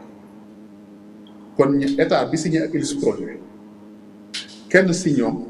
tu n'es pas en cause Elis Projet kenn convoqué wu ko fenn yoon seen directeur de la communication wax na ko ni c'est un dossier politique nous Elis Projet on n'a jamais fait l'objet d'une convocation quelconque Victoria Jonas gis ngeen ko ci presse sénégalaise loolu di benn ña signé au nom de l'État du Sénégal ñan lañ est-ce que dégg la ñu tudd leen fa kon kenn leen moo leen intéressé muy Madiambal nga xam ne prestataire de service sous-traitant sur 49 sous-traitants kon Madiambal sous-traitant moo leen intéressé voilà l'une des autres bizarreries ma dolli ci leneen ma taxaw fii au début ma joxañ Ciré Clédor Ly avocat xam nga bi ngi ban na ko wax sa télévision mu weddi li may wax bu dee dëgg du mas a ñëw weddi ma ne ko bi ñoom bi ñu toogee ci nguur gi dañu dig moom dafa ñëw nekk avocat Elis Projet ñu nga doon jéem a négocier sax Elis Projet changé leen contrat bi ñu antidaté ko pour que moom mën a nekk seen avocat avant ñoom ñuy fal mais xamul ni man avocat contrat bi ci am naa ko ba ñu signé woon après l'alternance à l'avènement de Pastef au pouvoir loolu di benn mu jël nekk seen avocat te ku di Ciré Clédor Ly war a di Ousmane Sonko wala di Pastef am déet mu ñëw jël ko yóbbu ko ci Ousmane Sonko pour mu négocier seeni contrat waxtaan wa c'était autour de Madiambal bi ñu fagaagalee Madiambal wax bind naa ko te du ko wet bu ko wettee mu indi ay firnde. wala partenaire de Elis Projet Ousmane Sonko recevoir leen Maître Ciré Clédor Ly introduire leen. waaw may ma rek ma terminer mu jël yóbbu leen wax ja mooy Madiambal bi ñu koy fagaagalee yaa ngi may dégg kon y a déjà un conflit d'intérêt manifeste dans cette histoire-là. L'avocat de Ousmane Sonko qui conseille Elis Projet et qui demande la tête de Madiambal Diagne. Encore une fois, Ciré Clédor Ly avocat la du ma toog di wax ci avocat la nga xam ne wérut ba ma ko waxee ñi may wut a tontu ay waxi kasaw la fi wax yéen ñëpp a ngi fi dama bëgg la yéen parce que ngeen tiñaloon ko ci loolu defu leen ñu ni déedéet yemul foofu moom moo ñëw fii Paris gis Elis Projet ni leen procédure judiciaire ñu ngi koy ubbi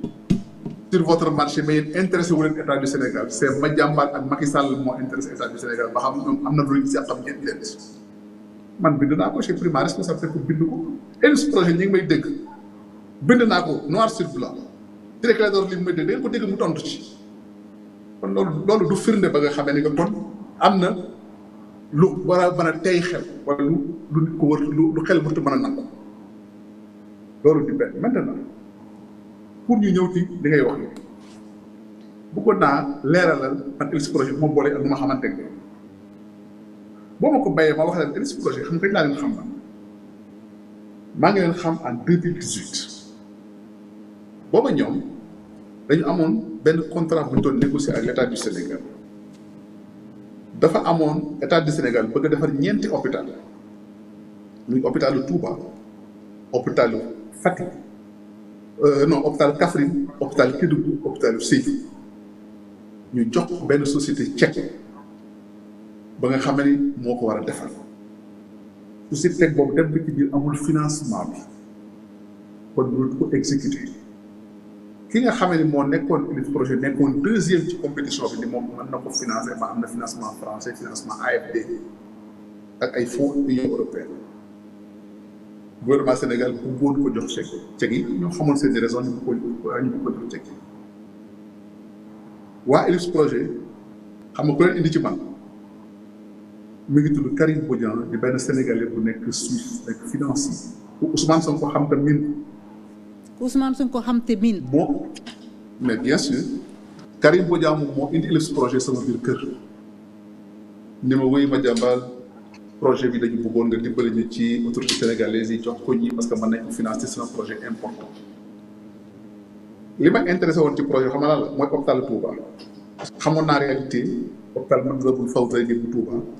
xamoon naa réalité nécessité am un hôpital de ce niveau là à Touba mooy la quel hôpital Cheikh Ahmadou Khadim ma xool référence de projet par rapport à ça projet li ñu ma wax doy ma woo président de la République Macky Sall ni ko bien président seen hôpitaux yi man am naa solution bi de ma ne ko ben y a ce projet qui peut le faire Karim Bodian moo leen indi ci man mun ma non Karim bu ñu fonto il nous a fait perdre du temps ma ne ko non ces clients là sont sérieux j'ai fait le due diligence franchement mën nañ ko def te gëm naa leen xam nga ma tontu waaye sama waa ji mooy deebal do ponkal la quoi mais kon naa leen booleeg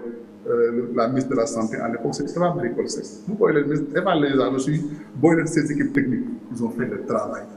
ils ont vu que c'était une excellente offre loolu la ñu defaree hôpital. offre spontanée yooyu ma lay wax ba ne la ceeb yi ñoo ko defoon Ellipse était deuxième Ellipse est venu maintenant supplanter le premier qui était défaillant. mais ñi naan amul appel d'offre moo tax ma ne la ndax offre spontanée la. parce que ñoom ñoo indi seen financement. non loolu sa wayoon newu ci dama lay expliquer rek ni ma xamante ak ñoom moo tax bëgguma nga perturber ma ci sama fil. allez-y donc ñoom ba ñu defee loolu ñoom ñu exécuter seen marché boobu sax Tchèque yi defoon nañu saisir l'ambassadeur de Tchéquie au Sénégal avait même vu le plan pour protester ba ñooñu ubbi une enquête de la Cour des comptes sur ça les gens ont trouvé que la procédure était régulière parce que les Tchèques étaient défaillants il fallait trouver un remplaçant pour un projet important pour le Sénégal man ñooñu ba ñu leen fa indee ba ñu dikkee ñu lijjanti ko ba ñu mënee wéy mais sëñ Madiambal yow li def moom la ci def ñu leen fa indi dama leen ni lu ma ci waroon a am ak loolu ma ci yéene may def naa ko àddee sëñ Touba ñooñu may dégg am ka leen fa indi woon kii ànd na Karim Badiane ne ma mais boo ko bëggul man soxla naa ko ma ne ko yéen ma jël seen xaalis loolu moom boole woon ak projet mooy suñu premier contact ñu def des hôpitaux ya nga xamee ni que c'est les meilleurs hôpitaux jamais faits en Afrique et dans les délais records lu mu leen jural au Sénégal et en Afrique sur la base de ce contrat ce projet a eu 150 centres de santé en Côte d'Ivoire am 3 hôpitaux au Ghana 3 hôpitaux au Nigeria 1 au Burkina Faso 2 au Bénin et 2 au Togo et un projet de pont au Cameroun. La capitalisation de ce projet est passée en l'espace de 2 ans de 10 millions d'euros à 450 millions d'euros. ma am ak ñoom ay relation bu ñu fi ñëwee di ma seet si ñëw di ma visiter sama chantier Mamel di gisante ak mes techniciens turcs di jëflante ak ñoom di louer leen l'expertise et la technicité de mon bâtiment ñuy dem ba jëmi jamono il y a eu une nouvelle opportunité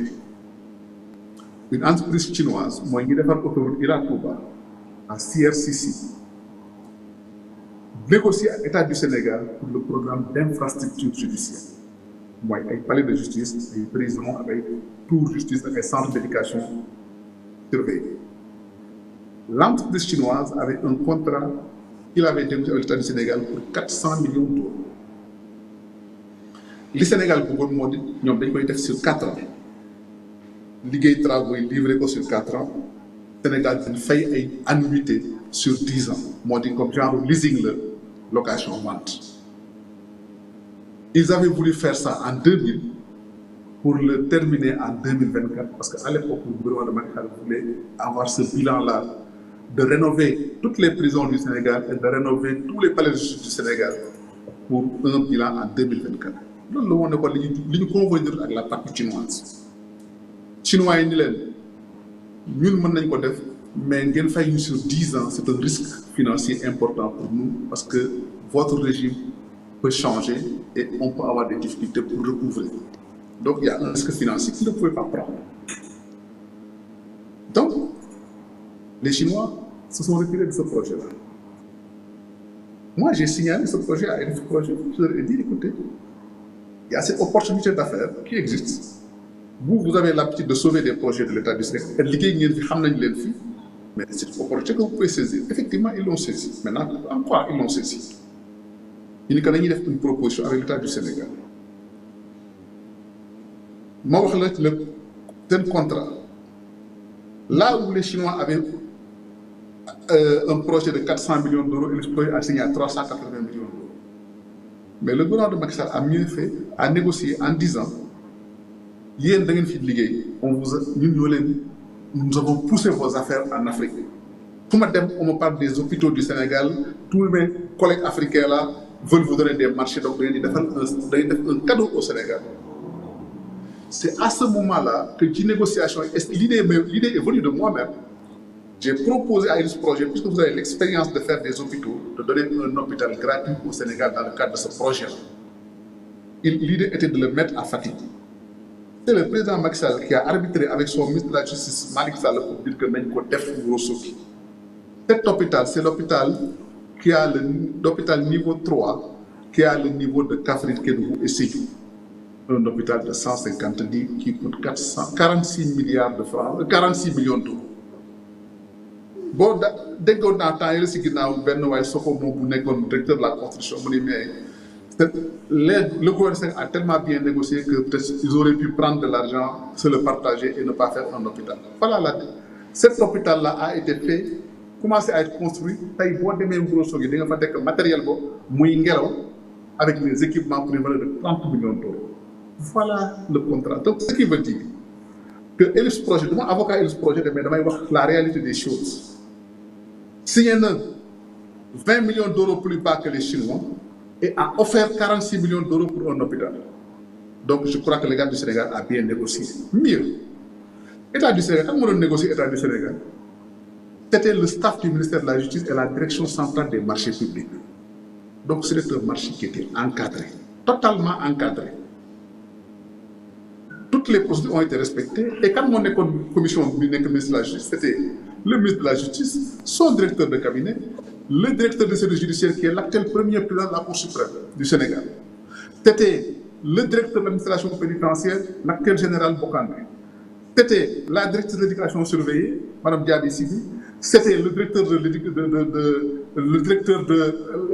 des affaires civiles et des grâces et le directeur des Sceaux et des deux conseils techniques, qui sont tous des magistrats sénégalais qui officient dans les tribunaux sénégalais. Nous avons exprimé les besoins de l'État du Sénégal et encadré ce marché. Nous avons tout ce projet, mais nous avons simple pour tout. Maintenant, là, là, c'est ce projet. C'est important. Oui, c'est important. 21 milliards, là, c'est le financement. Là, là, c'est ce projet. Et ce projet, je me signaler ce marché-là. Écoutez, cette fois-ci, il faut que je travaille avec vous dans ce marché. Ce qui est normal. Est-ce que je vais vous tout va bien, garde ce cartable. Je vais vous dire que Sénégal, Bénin, le Togo, ils ont encaissé des milliards de dettes. Ça s'appelle de l'intermédiation. Non, j'aurais pu être un porteur d'affaires comme le font beaucoup de gens. Nous faisons une commission, du Sénégal, nous sommes dans un paradis fiscal. Moi,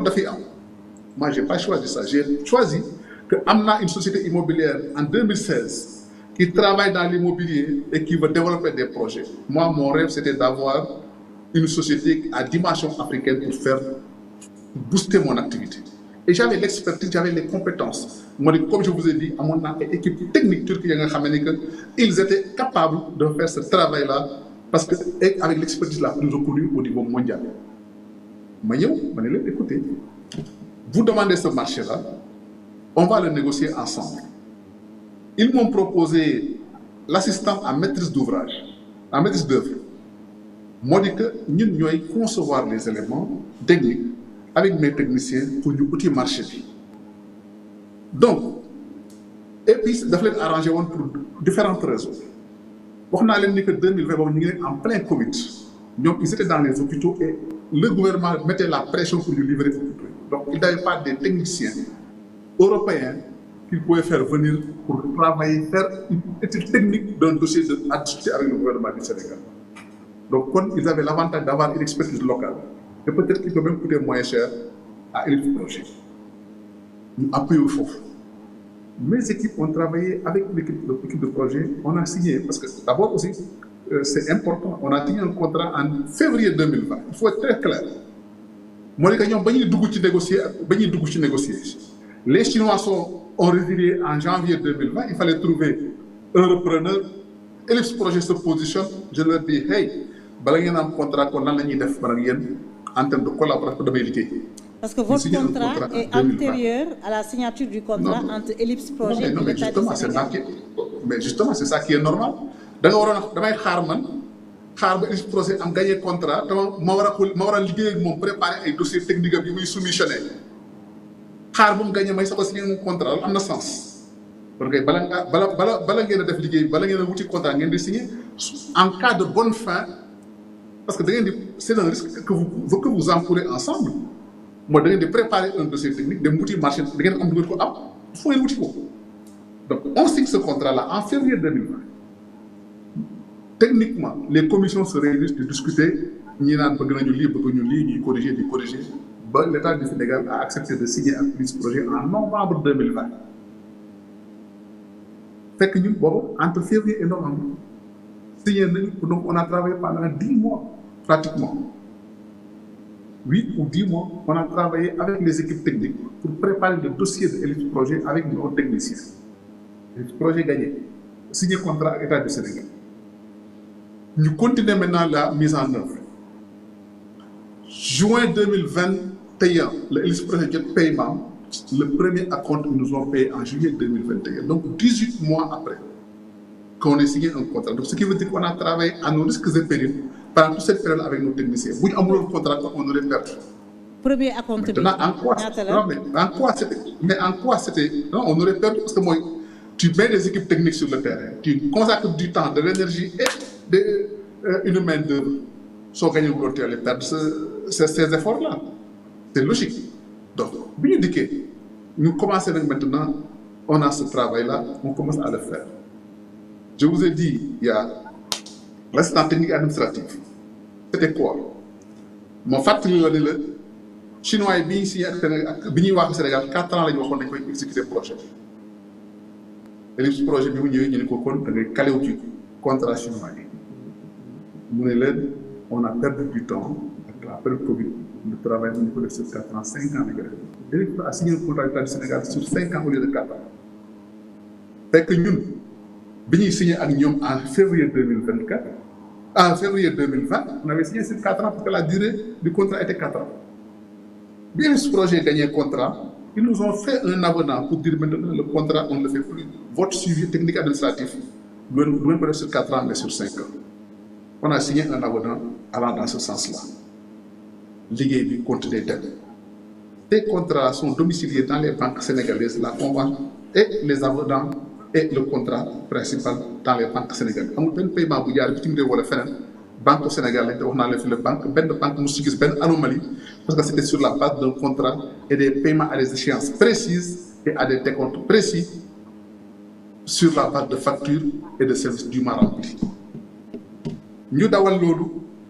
gouvernement du Sénégal am difficulté ak Elif Projet dans l'exécution du projet pourquoi dama la wax ne leasing la woon moo ne dañuy def location vente kon ki nga xam ne mooy tabax dañuy def les bâtiments en son nom et les titres de propriété à son nom et les permis de construire à son nom kon Elif Projet la ñu waroon defal transfert yooyu ci turam pour mu mën a defar ay bâtiments moom bâtiments yi ak suuf si ba keroog État du Sénégal day fay mu soo def transfert de propriété mooy li nga xam ne moo am en vol mooy aussi li nga xam ne moom la ñu def dans le privé comme benn projet location vente c'est comme ça que ça se passe et c'était le modèle que le Sénat du Sénégal avait signé et que ce modèle-là qui emportait un risque financier. Mais Madiambal, vous avez reçu plusieurs virements, ay paiements. Mais est-ce que non contrat bi 21 milliards la loolu du contre-vérité. Non, ce n'est pas une contre-vérité du tout. On a reçu des paiements au cours de l'échéance. Parce que c'est en fonction d'un travail précis, quantifié, évalué. Du niveau donc, de délivrance. Non, mais doucement, il ne faut pas aussi qu'on épilogue sur le contrat où il y a 100 milliards, 10 milliards, 5 milliards, c'est en fonction de l'année qui est. Alors, il le sent. N'est-ce pas? Donc, c'est ça la question. Donc, il faut bien être précis. Donc, on a le que maintenant, quand il y a eu cette difficulté pour transférer les propriétés des terrains à l'État du Sénégal, parce que le fisc s'y opposait, pour transférer donc les permis de construire à l'État de l'État du Sénégal au titre de Elif Projet, c'était difficile. Mais il y a eu des lenteurs dans l'exécution du contrat. Donc, ce qui veut dire, les délais ne pouvant plus être respectés, l'État du Sénégal a proposé un autre avenant à ce projet, qui nous a, nous aussi, répercuté cet avenant de l'État du Sénégal qu'on a signé un nouvel avenant à nous, pour nous adapter aux conditions contractuelles de l'État du Sénégal. Parce que pour être aussi financier sur une période, il faudrait caler ça sur la période. Donc nous, on avait à l'origine un contrat sur 4 ans, finalement, qui va aller jusqu'à 8 ans dans l'exécution. Ce qui est un préjudice pour nous. Mais deuxième préjudice, l'État du Sénégal a exigé de l'Élysée Projet des sociétés techniques qui ont des références en construction de prisons. Ce que nous, nos techniciens, n'avaient pas. L'Élysée Projet a dit, dans ce cas, je suis obligé d'aller chercher d'autres. Je vais le donner à d'autres techniciens. Une autre société qui a des références de prison en France et en Espagne. Ils nous ont enlevé ce volet-là en diminuant la part de contrat que nous avions sur ce volet-là. Même si, par ailleurs, ils ont cherché à nous donner un travail institutionnel sur la technologie BIM que mes techniciens turcs pouvaient faire, parce qu'ils ont cette expertise-là, mais qui permettait à Ellipse Projet de modéliser tous ces chantiers en Afrique, dans les différents pays africains. Et c'est cette technologie qui leur a permis aujourd'hui de gagner le marché de reconstruction des hôpitaux en Ukraine. Voilà ce qui s'est passé. Et tout ce qui s'est passé en termes de contrat, en termes d'avenant, en termes de prestations et de livrables, ont été rassemblés, réunis, classifiés et mis à la disposition de la justice par le traitement de nos avocats. Voilà en toute transparence ce qui s'est passé. Est-ce que la question qu'il faut savoir, est-ce que on a droit en tant que citoyen sénégalais liggéey am xaalis am dette? Alors am naa droit nit ñi dem am contrat jël xaalis def ci seen poste dem te man ma war a mën a liggéey man kii am xaalis dama ko am. Alors parce que dama tudd Madiambal Diagne. Voilà la. li nga def am na assistance technique am na intermédiation ce n'est pas interdit au Sénégal mais dañoo jàpp ne Ellipse Projet bu yoonam leeree yëf yi yomb ko c'est grâce à votre entre-gens et d'ailleurs loolu moo tax ci accusation yi ñuy xool ndax diggante yow ak président Macky Sall est-ce que amul dara et puis ñoom ñuy soupçonner des rétrocommissions. Mais yow tu es bien placé pour savoir que Macky Sall on n'a pas de relation d'argent. Ton équipe le savent. Ce n'est pas aussi parce que nag aussi man bu ma dëkk ci Sénégal nag dëgg tekk fi la ma fi tekk te xamante wu ma ak président wala xamante wu ma ak kilifa réew mi war naa jaaxal ñëpp mais justement maa xam naa leen man ma ko làqu ma ko Ellipse Projet maa leen introduit ci Macky Sall en 2018 pour ñu gagner le marché des hôpitaux est-ce que dama ci am dara mais est-ce que damay ko leen wutal ay marché te duma ci liggéey am ci dara te man ko am te yeneen Sénégalais di ci liggéey di am ay nekk ay sous-traitants. Pourquoi 49 sous-traitants sénégalais, des sociétés des PME sénégalaises, parce qu'on veut reprocher aujourd'hui ce qu'on ne m'a jamais reproché. Mais 21 milliards, cette société là ko fay moko mom lan ngay wax ñi naan 21 milliards ay rétrocommission la 1000 francs bu ñu xayoon 1000 francs wala 100 milliards man contrat la signé avec une société privée, une société commerciale. La ma sant c'est sur la base d'un contrat. Bon, satisfaire ils ont, vous trouverez dans leur dossier les éléments de rapport certifiés et qui justifient, parce que l'équipe, société Bouygues quand même sur l'international, une société française contrôlée par la France, qui travaille avec des fonds européens, qui peut vous financer des projets avec UK Fund, avec des fonds belges, avec des fonds de l'Union européenne, les fonds de l'AFD, les fonds de BIP France. Mais ces gens-là, ils sont contrôlés, ils savent donc. Mais lan ngay tontu ci soupçon wu rétrocommission yi. Non mais rétrocommission mooy lan mooy nga dikk kon def liggéey bu fekkoon liggéey lu ma Ellipse Projet nga mën a ne rétrocommission wala ma jëloon xaalis dugal ko dans des paradis fiscaux mais loolu xam nga nangu nga ne amu ci ku mu neex nag nga qualifier wax bu la neex coller étiquette bu la neex mais dafa am légalité ak droit. Avec les faits, on ne peut pas travestir les faits et raconter n'importe quoi. Xam nga lan mooy problème bu dee ñoom dañu dikk ni nga par exemple Ellipse Projet dafa def dul doon pourquoi ñoom kon ñoom ñu ngi inauguré le 1er décembre l'hôpital de Tivaouane kan moo ko defar Ellipse Projet ce modèle du hôpital de Touba kon Ellipse Projet moom mën naa dikk def tooxi doona jël xaalis pàccoo ko xëy na ak Madiambal moom Madiambal ñu nguur faan ko moom njabootam Ellipse Projet moom toog jàpp njaabaram di ndaataatalax wala ñu signé contrat yi ndaataatalax mais est-ce que xel mën na ko nangu may mun est-ce que yow mën nga nangu loolu. parce que jusqu'à présent amul benn action nga digg ñu ni déedéet loolu mooy benn. amul benn action judiciaire di conseiller premier ministre. est-ce que vous êtes au courant d'une action judiciaire menée contre Ellipse Projet? Non mais écoutez, c'est dans un document on dit réquisitoire da nga dégg ñu convoqué Ellipse Projet fenn est-ce que dégg nga ñu convoqué Ellipse Projet fenn di nga convoqué Ellipse Projet tamit da nga inauguré hôpital pour Tivaouane le 1er décembre bu ñu foyee xelu nit ñi aussi c'est pour justifier une procédure mu ni oui on a une action judiciaire contre Ellipse Projet. donc da nga ñu convoqué Ellipse Projet kenn. loolu ci loolu yëpp ngay sukkandiku pour dire que c'est une cabale c'est que pour dire que c'est une cabale politique le dossier est politique on veut solder des comptes ak yow qui veut solder des comptes ak yow. mais on veut solder des comptes ak man il y a personne d'autre que Ousmane Sonko qui a juré d'avoir ma peau et c'est la vérité fekkee nga ko Ousmane Sonko moo ma fi vilipendé menacé ma fi tëkku ma fi il veut m'effacer comme il tient à effacer d'autres Sénégalais fi la fekk am fekku la fi je vous renvoie à leur déclaration à leur propos donc je n'invente rien ñu ni déedéet Ousmane Sonko porté wu fi plainte Madiambal Diagne en pleine campagne électorale xam nga lan moo indi lan moo gën a indi sa compliqué sama cas ba ma duggee ci politique tant que maa ngi nekkoon yor journaliste yor sama làmmiñ di wax sax xëy na on peut ma tolérer mais bi ma duggee ci politique ni kii am na lu mu bëgg xam nga lu mu ma jural d'abord samay moro samay xarit dañoo commencé di ma ragal def mu wujj loolu di benn. ah bon ñaar non mais bien sûr c'est la vérité tu es très bien placé pour le savoir. J'aime bien quand on nomme les choses.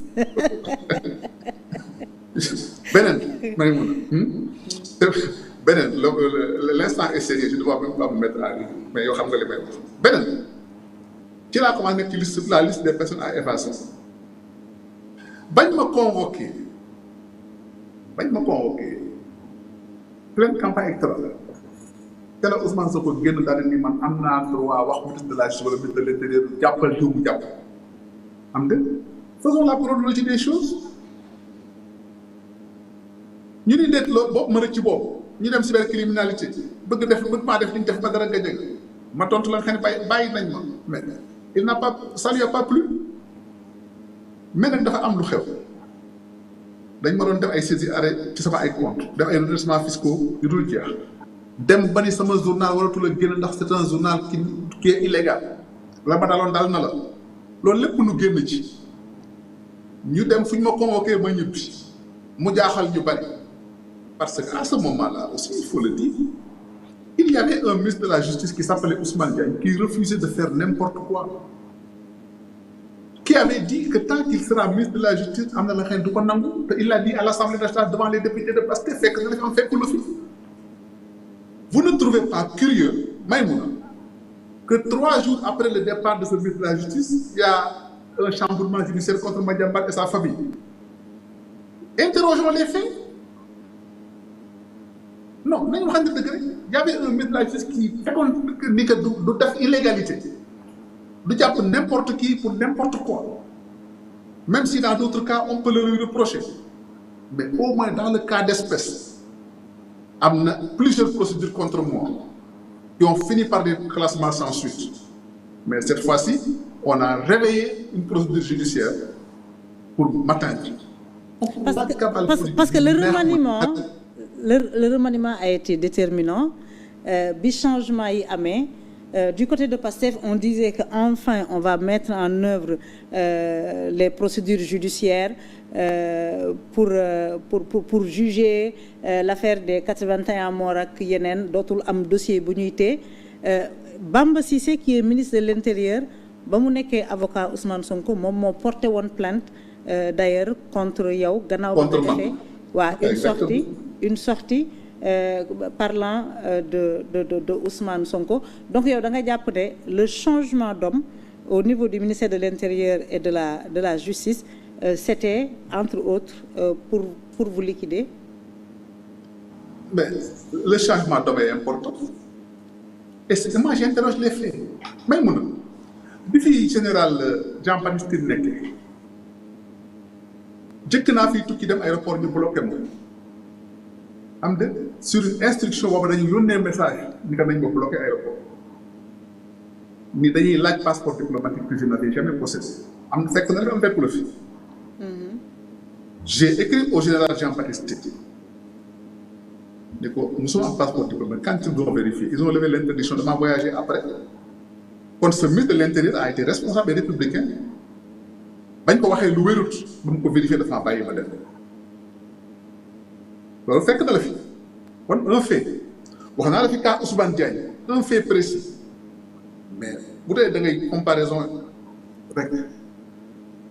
le ministre de l'Intérieur actuel Bamba Cissé non seulement porté woon na plainte contre man dans un dossier farfelu pour Ousmane Sonko qui a fini par un classement sans suite. Mais yaa ngeen ko dégg muy wax ci man di ma tëkku ak di ma menacé fekk na dafa am fekku leen fi c'est lui-même qui a menti officiellement sur la base d'un communiqué d'État du Sénégal pour dire que j'ai fait l'objet d'une interdiction de son territoire, ce qui est faux. Si à ce niveau de responsabilité on ment jusqu'où on est prêt à aller voilà loolu mooy fay mu neex mu naqari mooy fay man li may wax da nga ko dund Sénégalais yi dund ko ñu wax ak askan bi ku ne di ko dégg. Chacun a le loisir de vérifier ce que je dis. Donc, li ma wax dafa leer nañ. Le remaniement ministériel, Ousmane Sonko l'avait demandé parce qu'il disait d'abord, dans un premier temps, on va nommer nos juges, les juges du projet.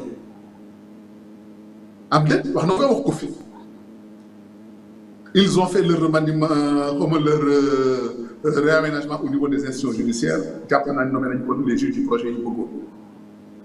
Il a dit que le ministre de l'Intérieur et le ministre de la Justice ne lui donnaient pas satisfaction parce que nous pouvons dire que nous voulons dire. Quand vous changez le ministre de la Justice, changez le ministre de l'Intérieur, nous pouvons dire mais il faut il faut bien qu'on se le dise. Moi, il est là. Alors, Madame Bal, voilà les faits.